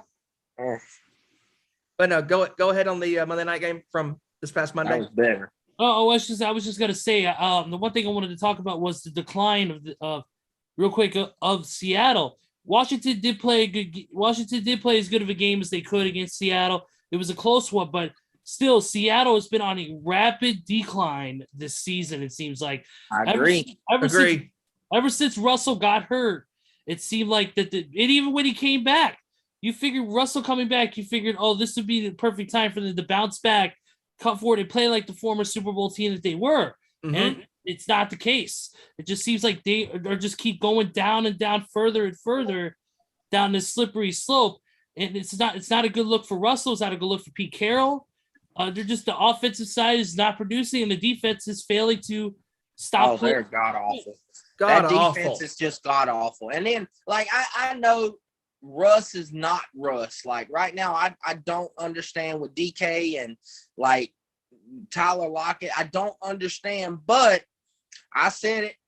Like I've said before, this is Seattle's year to hit rock bottom, and now let's see how they bounce back the next couple years. Like, I want to see. It's interesting because last year Russell said he wants to be traded. He wanted out of Seattle. He didn't care to be there no more. Now let's see who the front office is going to pick this year. Is he going to give Russell what he wants and get a trade, or are they going to fire Pete Carroll, who's been a very successful coach? Which, after one bad year, because Seattle's been good outside of this year, they've been the top dog since 2013. If I'm Seattle, I would honestly trade Wilson. That way you can get something. I agree. Coaches in this league are hard to come by. And Pete Carroll has proven that he's won with no matter how you want to play it. You want to play a defensive game back in 2013 with the Legion of Boom? Okay, we'll win that way. You want to go 2016 and have Russ throw for 5,000 yards and the defense lacking? We'll win that way. It don't matter. Pete can win either way. It's just the fact now. Maybe fire your offensive coordinator, try to figure out a scheme, maybe get another running back, because even Chris Carson is not producing. Even before he got hurt, he's not producing at all. So, yeah, exactly. I mean, see, if I were Russell, I would want to go to a team that actually needs a quarterback. And there are quite a few teams out there that actually need a quarterback. Yeah. But Seattle is just not the location for him anymore. It's not. San Fran. Yeah, but I'm sure Kevin would love if Russ got traded to San Francisco. I would gladly take him. He still got juice in his game. I ain't gonna lie. Hey, we got a comment. Of course, we got another comment from our boy, Randy here. He put Seattle Sounders football club scores more than Seattle. Dang. Dang. Dang. Or Urban Meyer scores more at the bar than Seattle. Oh, got him. Absolutely. Definitely got him. But no, that Washington team, they did great this month. Perfect record. Phenomenal. 7-0. Yep, and as of right now, we're the number 7 seed in the playoffs. Yes. So I'm hoping we can actually keep this up. Now, guys, last thing I'm going to say on the Seattle is I hope they don't fire Pete Carroll. No, because I hope not either. Because of the fact, like, how successful he's been. But you got coaches in this fucking league like Matt Nagy that should have his ass on. You got coaches like Urban Meyer, who's complete shit, still have a job, but you're going to want to fire a Super Bowl winning coach, a multiple-time division champion coach, but keep Matt Nagy in Chicago or Dan Campbell in Detroit. I don't think so. Come on, man. What the hell, bro? Come on. But I am proud of Washington. I hope they keep on the roll because I have nothing against Washington. I want to see them make the playoff. They got a great coach in Riverboat Ron. I love his coaching style. I love this coaching style in Carolina, even though I hated Carolina. I like the team they got, and if they can find some way to develop Heineke, that could be their starter for years. It just depends.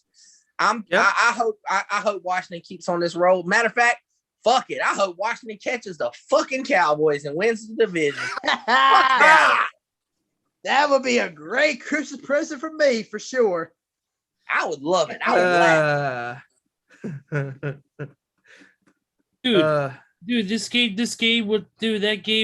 game was such a shit show.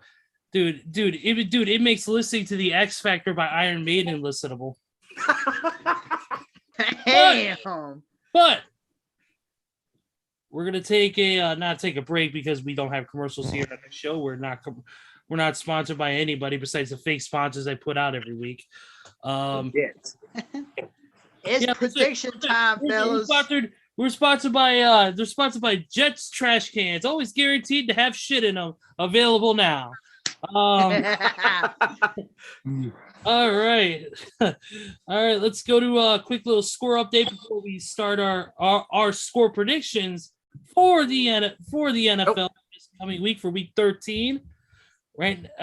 Bulls and the Knicks right now. The Bulls are leading the Knicks 47-32. Let's go Bulls. 7-11. Actually 6-10 now. Damn it. I was hoping to keep it on 7-11. In a second, Bucks and the Raptors are Raptors are up on the Bucks 39-34, 4:31 left in the second. Grizzlies are leading the Thunder 12-3 in the first. 6:17 left in that. And then Pistons and the Suns at 9 Eastern. And Spurs and Trailblazers on NBA TV at 10 Eastern as well. And of course, there's some other college games going on right now as well. Too many to name off at this time. It would take me about another 10 minutes. But we got the NHL going on right now. Avalanche and the Canadiens. I think we just lost Kevin Rorie for a second. He'll be back in a moment. The Avalanche and the Canadiens right now tied at 1 apiece. In the second, Blues and the Lightning. Lightning leading the Blues 1-0. Okay, he's back. Sabres and the Panthers right now 4-2 in the second. Blackhawks and the Capitals tied at 1 apiece in the second. Senators and Hurricanes 1-0 Senators. The Sharks and the Islanders tied at 1. At the end of the first, Bruins and the Predators are knotted at 0. About halfway through the first, and the Devils and the Wild leading 1-0 over the New Jersey Devils in the first, and then later on, and then at 8:30 Eastern, which should be in about 3 minutes from now, the Blue Jackets and the Dallas Stars, and then at 10:30 Eastern will be the Calgary Flames and the LA Kings, and that's a little bit of a score update there. But now, the moment you've all been waiting for. And no, I'm not talking about a Jets Super Bowl because it'll never happen. or a Dallas Super Bowl for that matter. Or Cam Newton winning a Super Bowl. Nope, that's not going to happen. Yeah, the only time the Lombardi Trophy comes to Dallas is when the visiting team brings it over. Yep. All right, let's get started. Score up. It's time for our score predictions. You guys ready? Yes, let's do it. All right, here we go. We start off with the game that's happening right now, and that is the first game of the week, Dallas Cowboys and the New Orleans Saints at Caesars Superdome. Right now, the score for that game, by the way, is not at 0. I believe it's in the first right now. So it should be because it just started like 10 minutes ago. Is it in the real quick? Is it in the Superdome? I'm at the Superdome, brother. I'm actually going to go ahead and start. I'm actually going to go with Dallas tonight, and the reason is because Alvin Kamara is out once again for the 4th straight game. But I would love to see New Orleans win, but with Taysom Hill at quarterback, it ain't going to happen. Nope. So I'm actually going to settle for a last-second field goal here, 16-13 Dallas. Wow. I'm going to go with Dallas in this, and I'm going to go 20-16. I'm going to one-up you, Steven. 20-17. Oh, nice. It's like Price is Right style, $1. I'm going to go with the Cowboys. Not because of their defense, because of the Saints suck so bad. I'm going 17-6. Ooh, wow. Okay. Wow. All right. Wow. All right. The first game of Sunday's lineup, which is the Giants and the Dolphins at Hard Rock Stadium. Give me Miami. 24-14. I'm actually going to go Miami. I'm going to roll with the hot hand, 23-17.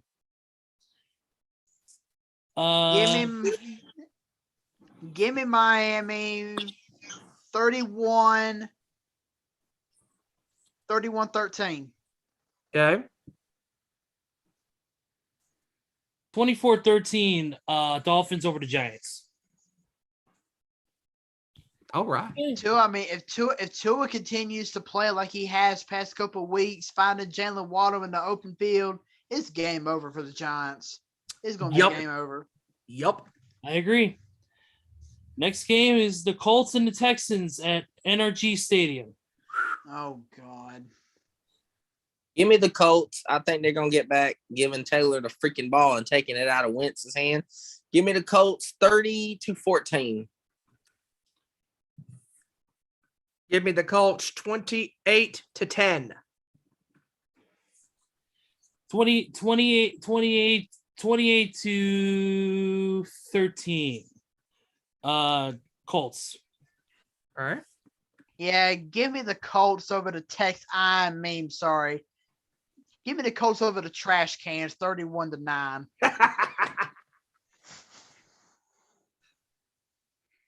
RECYCLE recycle. Oh, okay. Oh, control. Delete. Spacebar. Delete.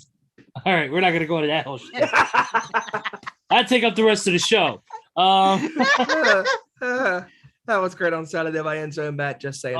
Yeah, that was a great. I absolutely love that. But next up is the Vikings.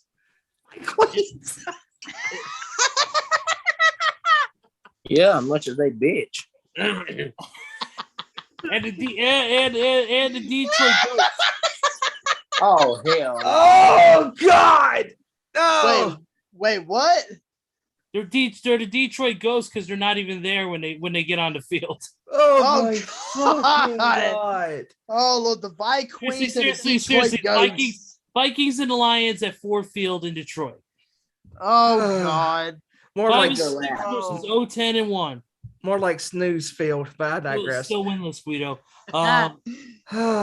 Give me Minnesota 21-10.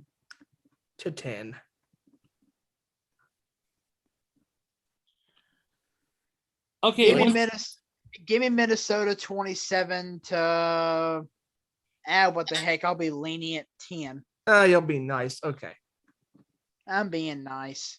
All right. Kevin? Because the line go ahead. The Lions, I do my pick because last. the Lions with no DeAndre Swift are gonna suck as usual. I gotta go with the Vikings. 17-3. Whoa. Oof.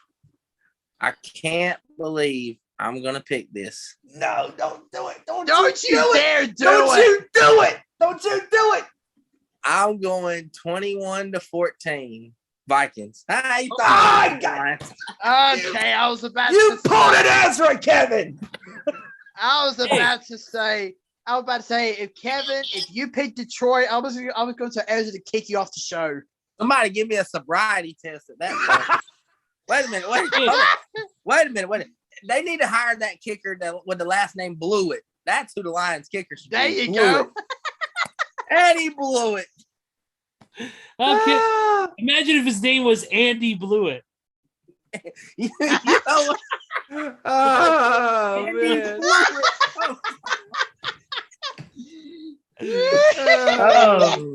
Oh, damn. Oh God! But he blew it. But we do have some scores from Randy. He's following along here. He has the Saints 20, the Cowgirls 17. Cowgirls, love it. Giants 24, Dolphins 17. He's picking the Whoa! Whoa! Way to go, Randy. Big Broncos fan. Oh. For once. He picked Colts 31, Texans 12. And he also being nice there. He picked the Vikings 30, Kittens 10. The Kittens are the Panthers. Wrong team. One, Randy. Nah. The Lions are the Kittens. The Panthers are the pantyhose. What are you gonna say? The Panthers are a bunch of bitches. Oh, that's That straight too. out. That too. That All too, right. and you. Okay, I'm done. Next game, we got guys. Next game, two of the best teams in the league are going to go at it in this game. No. I Ezra, ain't don't watching do it this again. to us again. I'm not Eagles and watching the it. Jets. Jets. The Jets. I'm so bad. Kevin froze. It broke my screen. What happened? Steven looked that way again. He looked at No, his. it was trying to look up stats from that Browns Ravens. Broke. Broke ass Dave Grohl over there looked at himself in the mirror and he said, "What if I said I'm not like the others?"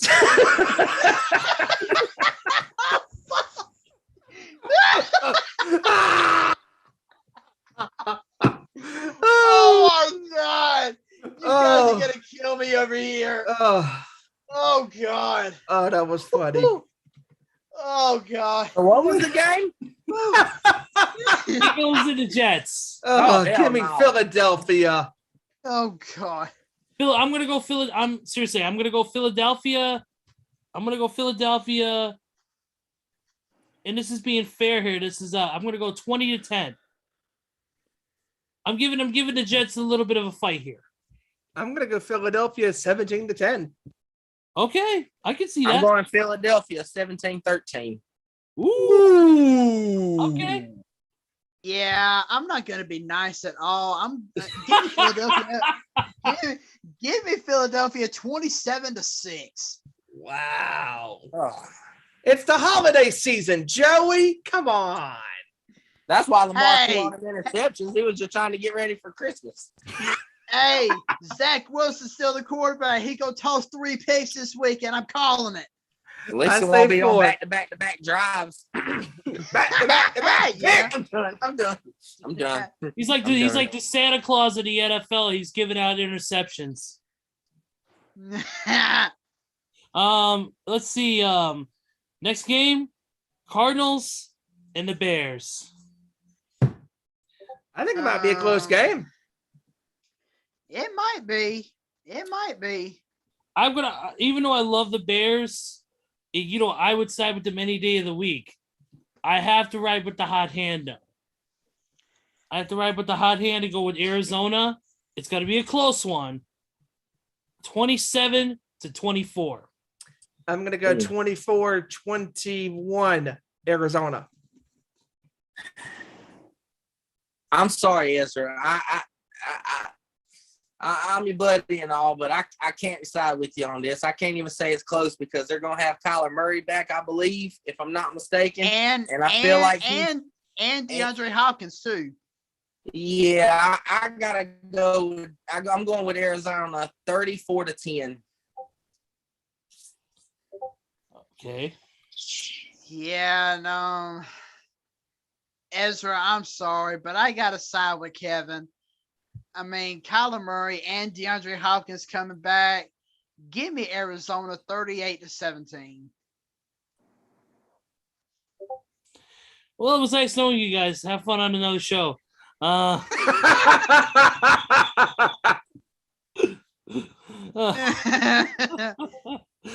Just I'm kidding. sorry, but I gotta be honest there. Hey, I'm honest. Hey, it's whatever. But hey, just remember that with your team's 0-16 next year.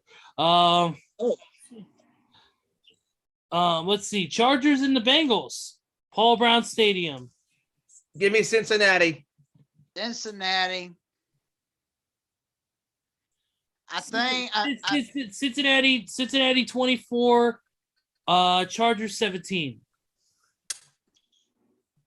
I'm gonna go Cincinnati 34-20. give me Cincinnati 41-24. Whoa! I think we're gonna see the good side of the Chargers, but I'm still gonna say Cincinnati. Give me the Cincinnati on a last second field goal, 33-30. Wow. Okay. Okay, Randy put the Cardinals 30, Bears 24. Okay.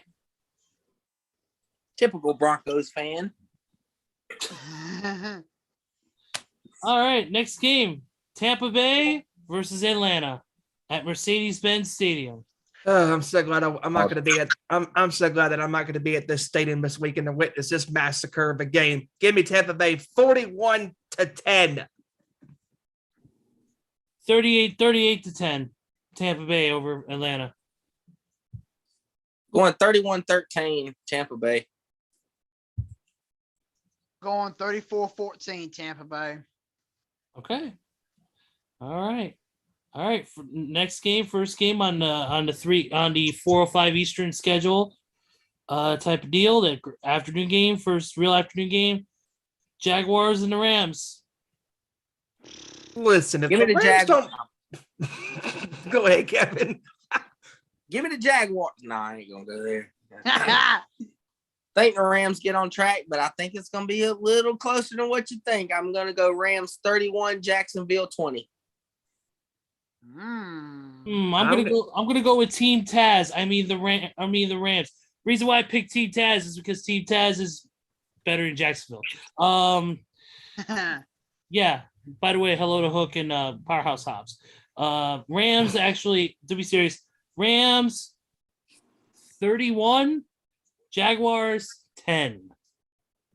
I think it's going to be a little closer too. I'm going to go the Rams 31-23. Really? Okay. I can see that.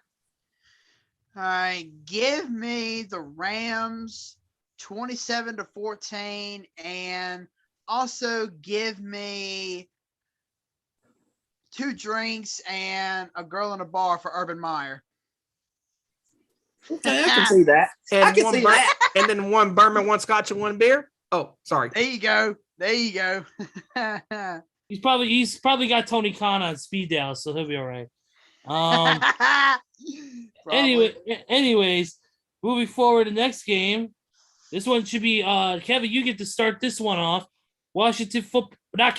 Joe. Washington football team taking on the Raiders at Allegiant Stadium. Hey, we may be going to Allegiant Stadium, but we're gonna be walking out the winners. Give me Washington. My boys are playing. My boys have been playing good the past number of weeks. We've beaten Tom Brady, we've beaten Russell Wilson, and we've beaten old Scam Newton. So, yeah. Give me Washington this one. I'm gonna go. I think it's gonna be a close one, though. I will say that. Mm-hmm. Give me Washington 24-20. Okay. I'm gonna go. I got Washington. Give me Washington 28-26. Ooh. Gonna be a close one. Nice. Yeah, I'm gonna go Washington as well. I'm gonna go 27-24. Okay. I'm going to go with Washington as well, but I'm going to go 20-19. Oh, wow. All right, next game. Ravens and the Steelers at Heinz Field. Oh, dear. Oh, there's another toilet bowl. I ain't watching this crap. Oh. You know what? I'm not going to have no mercy. Uh-oh. Final score, Ravens 16, Steelers 6. Holy shit. Yeah. Give me Baltimore in this game. Oh my God. I cannot believe I'm fixing to say this, but it's going to be another doozy of a game. Give me Baltimore 17-14. All right. I gotta go Baltimore. I'm gonna go Baltimore 24 to 13.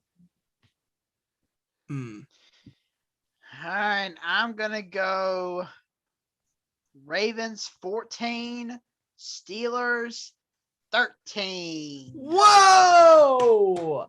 14-13. Wow! Wow. Beautiful. Beautiful. Still better than All Raw. right, Kevin, you do get to lead this next one off because this next game is the 49ers and Seahawks at Lumen Field. You know what? No Debo, no Fred. I don't think it'd be no problem because of the way Seattle is completely down spiraling. So with that being said, as the meme says, or in my case, Russell Wilson, Torrey Wilson, Woodrow Wilson, it doesn't matter. Niners by 11. Give me the Niners 24-13. I'm going to go San Francisco in this one, 28-17. I'd rather have Torrey Wilson than Russell Wilson, but anyways. Yes, that is true. That would be nice. Amen. Anyways, I'm gonna go your 49ers. I'm gonna go 49ers. 49ers 28, Seahawks 14. Ooh. I am going to show no mercy to Seattle because Seattle sucks. They're gonna suck the rest of this season. Oh, here we go. Give me the Here we the go. 49ers 34-10. Whoa. All right. Okay, I can see that. Debo going on vacation. That's cool. Debo said, fuck it, I'm going to the beach. Y'all can play the rest of the season. Wow. He'll be going to some beach somewhere. Hey, here we go. Okay. Next game we have on the docket. 1 second here because I had a text pop up about Brock Friday. Nobody really gives a fuck about that. Let's go with next game is the Broncos and the Chiefs at Arrowhead Stadium. Chiefs, of course, coming off a bye week. Give me the Chiefs. I'm riding Patrick Mahomes' coattail once again.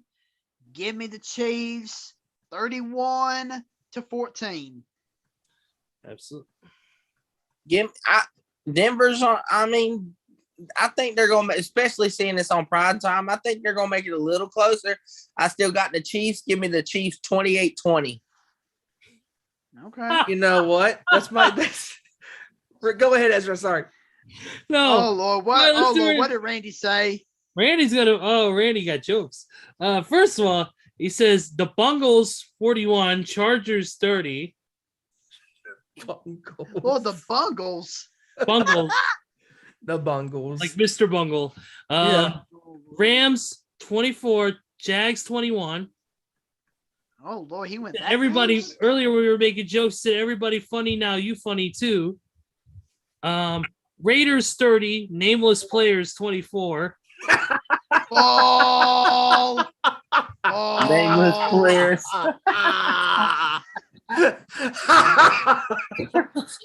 Nameless players. He put in boo you guys. Then he put former Browns. He put former Browns 17, Schittsburg 10. Schittsburg!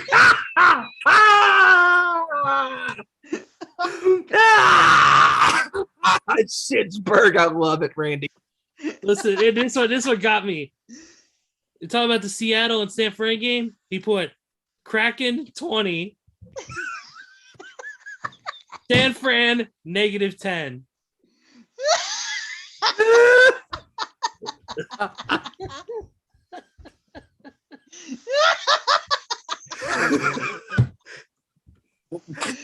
Oh God.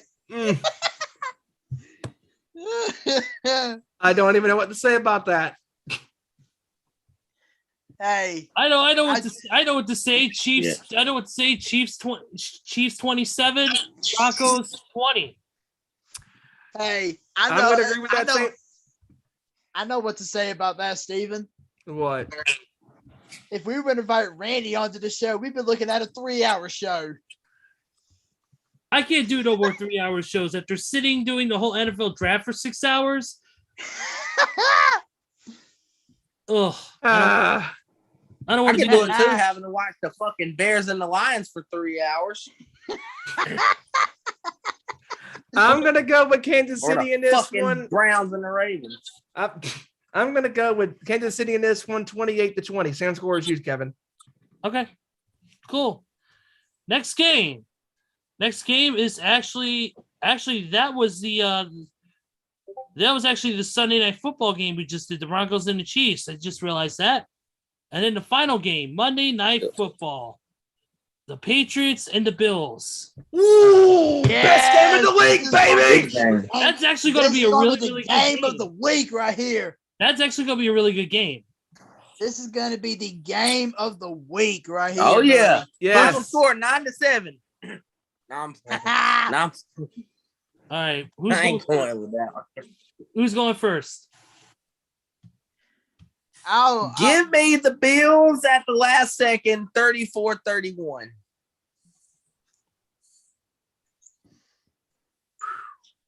Oh, it's tough. In that case, I'll go second. I'm going with the team that's in first place. Give me the Patriots, 31-28. Give me the Patriots. I'm going to go with New England on this one. I'm going to go New England 34, Bills 31. Oh, it's so hard to pick. I mean, Game-winning field goal with no time left. this game is so hard to predict because you can see going either way. Absolutely. Both teams have good, high-powered offenses, especially Bills, who just been scoring 30 points virtually every damn game. I mean, this game will determine possibly the AFC East champion. Because don't forget, New England has won 7 of their last 8 games after starting the season 1-3. I'm going to ride the hot hand, New England, in a close game. I'm going to go on a game-winning field goal, 31-30. Oh, razor thin. Razor sharp. And don't forget, these same two teams are going to meet 2 to 3 weeks later up in Foxborough. So The day after Christmas. yep, that's right. All right. Kevin, did you go? Yeah, I said Bills 34-31. Okay, just double check it so we can go ahead and move on here. All right, and that's our scores, everybody. And of course, we'll be back with more of the score predictions next week for week 14. But quick couple injuries and COVID-19 updates real quick. Both Kyler Murray and DeAndre Hopkins were limited in practice today. But they're still seems like they're going to be close to getting back. Justin Fields was limited in practice today, dealing with those injured ribs of his. And of course, let's see. Deshaun Jackson battled a calf injury in this last game, but it's said to be minor.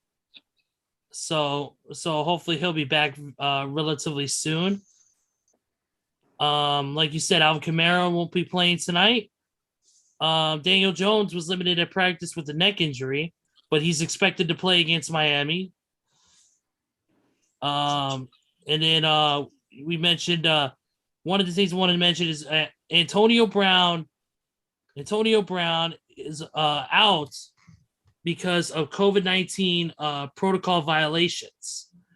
Him and the next 3 games. Yep, him and 2 other players were suspended for COVID-19 for violating their policies. This is a misrepresented their vaccination status, and the review showed all 3 violated the NFLPA COVID-19 protocols. The suspensions are effective immediately, and all players have accepted the discipline and have foregone the right to appeal. So there will be no appeals from any of the players. One other quick news note before we move on to move on to our next before we move on to baseball, where we're going to talk about quickly about the lockout. And that is that the Denver Broncos have reactivated Garrett Bowles from the reserve COVID-19 list. One other quick little note there. And it says right here that on the Dallas Cowboys side of things, DeMarcus Lawrence has been reactivated. I think I saw that Amari Cooper got reactivated too. Yes, Amari Cooper did get reactivated, according to NFL.com. So those was just a couple quick news updates. Let's go back to the social media. Right here, Randy, of course, again for the scores, he put. Hopefully, the Bills Mafia puts Belichick through a table. Buffalo 28, New England 21. There it is. Uh, I'm back on the bench. oh my God, people Is that Cam Newton again? Sorry. That is That's actually a awesome. meme. Okay, all right.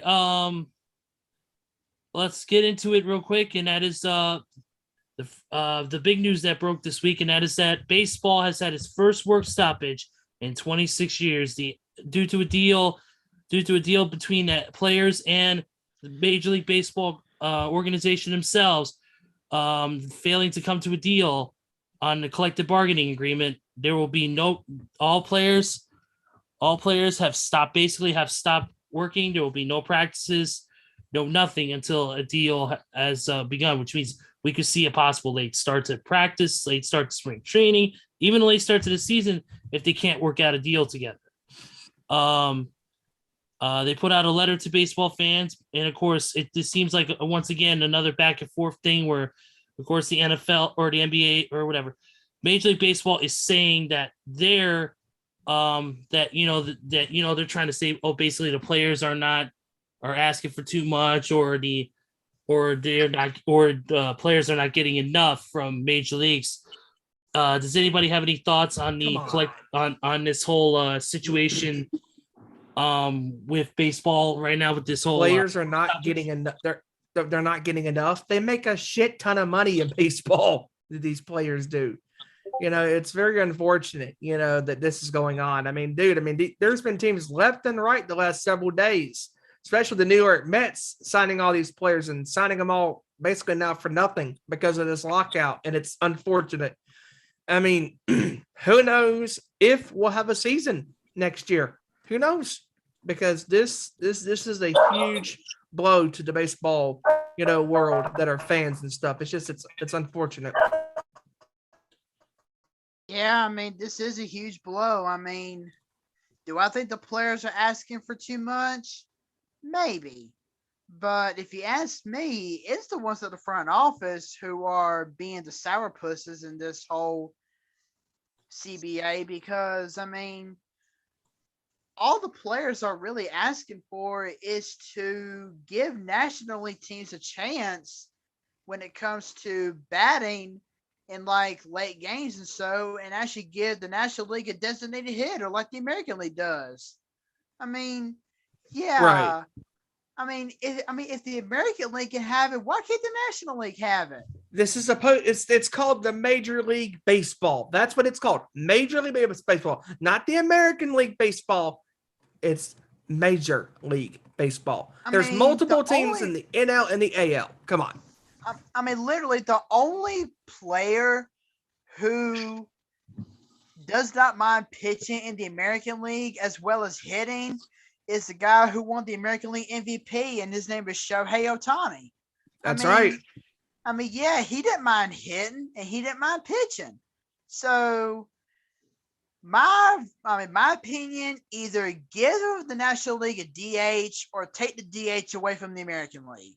Exactly. That's all I really have to say. And Atlanta, please get off your lazy asses. Whenever this lockout is over, sign Freddie Freeman so we can all start breathing again. Please. Absolutely. It seems like, according to multiple reports, is that according to what MLB.com is saying, is that and this is of course the Major League Baseball organization, they're saying that they offered to establish a minimum payroll for all clubs to meet for the first time in baseball history, to allow the majority of players to reach free agency earlier through an age-based system that would eliminate the Players Association's concern about alleged service time manipulation, and to increase compensation for younger players, including a historic increase to the minimum salary for players with 1 or 2 years of major league service. The thing is, to me, is that as far as a minimum payroll, to me, players in Major League Baseball are completely overpaid. To me, that's the one thing I think that if anything needs to be fixed, it's that.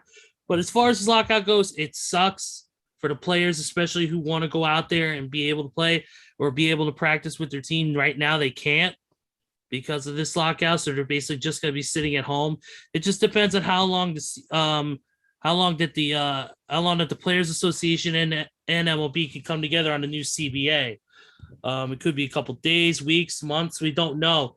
Hopefully they'll get it done before the beginning of spring training. But and like I said, but the whole thing is, they said a minimum salary, or not a minimum salary, but a minimum payroll. To me, there should be a maximum payroll. There should be. To me, no player is worth $350 million.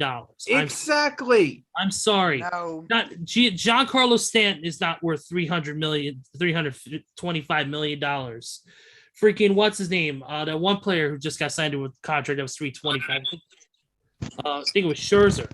Scherzer, yeah, to the Mets. As much as talented Max Scherzer is, and how great of a pitcher he is with everything, his control, his speed, his power, all that stuff, it don't matter. To me, no player in any sport is worth that much money. No.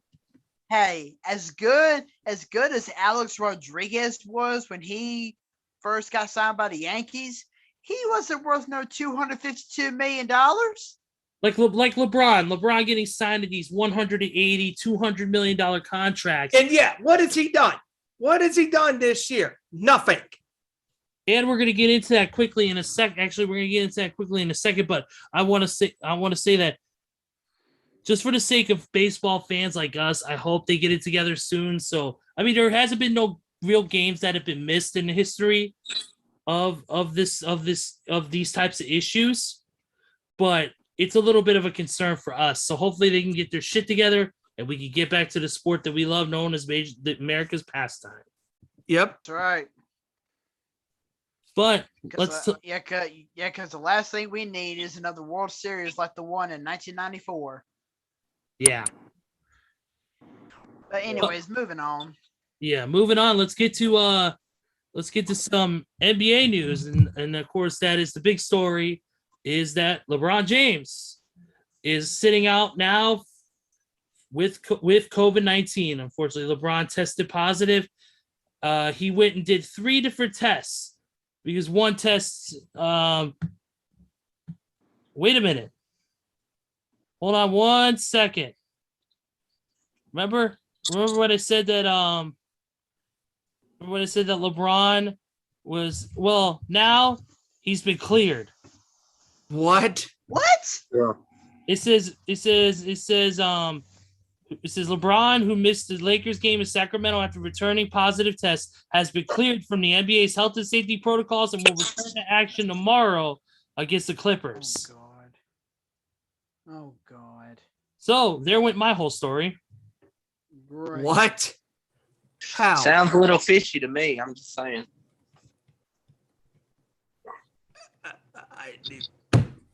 I don't even know what to say. That sounds fishy. I mean, doesn't he have to have another negative test within 24 hours? Right. Well, Yeah. technically, he went through 3 different tests. The first one was positive. Then he weren't sure about it because of some technicality with it. So he did a second rapid test. Oh, he did a regular lateral flow test and it came out positive. He did a rapid test that came out negative. And then they did another version of the test, and then it came out positive a third time.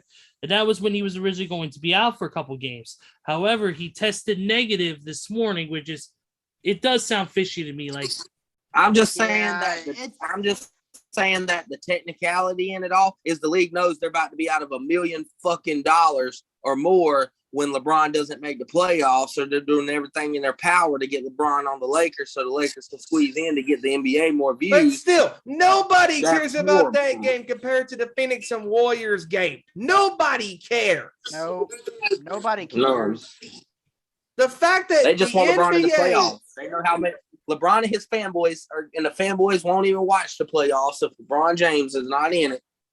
And the league This knows is that. bullshit. bullshit. I call bullshit on this. Are you Yeah, kidding me? Okay. Does the fucker not realize that the two tests are different tests? If he did a regular test as well, because he did the regular test, positive. Okay, so now and then he did the rapid test. Okay, negative. He should have done another test that should have been regular, because it sounds like to me, maybe he did. I don't know. But either way, this sounds very, very fishy. Very fishy. Because if I'm not mistaken, don't you have to have a certain timetable to be cleared to play? Yep. Bullshit. Bullshit. I don't give a care at this point about LeBron. He could just fall down a well for all I care. What a crock of crap. I mean, I don't care about LeBron. I don't care about Anthony Davis. I don't give a two flying damn shits about Russell Westbrook. Russell Westbrook, as Randy would say. Russell Westbrook must have been given MJF fashion tips because his suit was so loud. His suit was so loud, space operators and a space shuttle could hear him. It's mind-boggling. Yeah. But I don't believe this. I just refuse to believe this. I mean, because I don't give two flying shits about the Lakers anymore. I don't. Because they lost their credibility and they lost my respect whenever Kobe Bryant retired. Absolutely. We're gonna. All right, next, real quick. So speaking of COVID things, before I get into final news though on basketball, another person had announced he had COVID this week, and that is UFC President Dana White. Dana White announced that he had him and his entire family had COVID-19. But luckily he is on the mend. He's been cleared, and he will be at, I believe, this weekend's UFC fights, which I believe are happening this weekend as well. If I remember right, the main card is going to be Charles Oliveira versus Dustin the Diamond Poirier for the, I believe it's the welterweight title, or lightweight title, and then you've got Juliana Pena taking on Amanda Nunes. Ooh. Which I believe that's for the bantamweight championship. So that'll be interesting. Great fight card this weekend for that. So Dana will be there with the crew, despite having a little bout with COVID. And then one final note on this before we clear the show for today. Brooke Lopez of the Milwaukee Bucks will be out indefinitely after undergoing back surgery. Oh man, that's a huge loss for Milwaukee. Yeah, he's been sidelined since the first game of the season, back issues, and now he's finally elected to undergo some surgery. Right now, and of course, there is no timetable for his return on when he'll be back. But I'm just stunned at the fact with this LeBron story. I mean, I can't even wrap my head around it. I mean, hey, you guys will never believe what I just read about the whole LeBron situation. Oh boy. Oh God. You guys are not gonna believe this. This is on ESPN. This is on the ESPN app. After LeBron tested positive, he returned shortly after with 8. I repeat, 8 negative tests. 8. How? Yeah, how? Well. Here's the thing about those tests. There has been things of false positives. I will say that in LeBron's defense, there have been false positives where people have popped up positive and they have come out negative. It's happened before. It's not a rare instance, but it's also not common either. But still, I think that if that's the case, then you may never know. LeBron might have popped a positive maybe from an antibody or something, because the antibodies, I know, sometimes will cause a positive reaction on a COVID test, depending on which one you get, though. If you get the nasal swab, or you get, whether it's the nasal swab, the saliva, or the other rapid tests.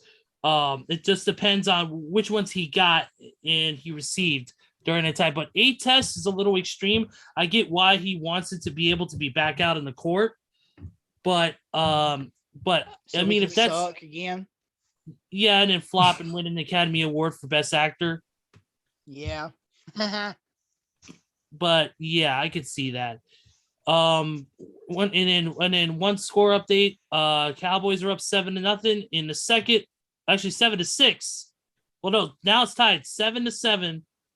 In the second for New Orleans and Dallas. All right. Oh wow. All right. And that is going to wrap up the show for today.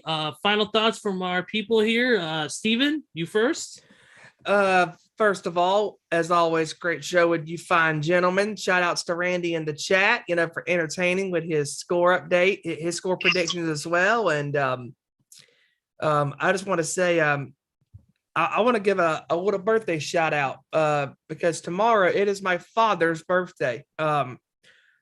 I'd like to say, Dad, thank you for being a wonderful father to me and teaching me right from wrong. I know I could be hard-headed at times, when I was little, but no, you, along with my mother, taught me, how to be a good person in society. And I hope that this is the best birthday that you have had ever in your life. And looking forward to celebrating with you this weekend. And I love you. All right. And also you can follow us on Twitter at Owen_Sports Show and Facebook.com/Nation Sports Show.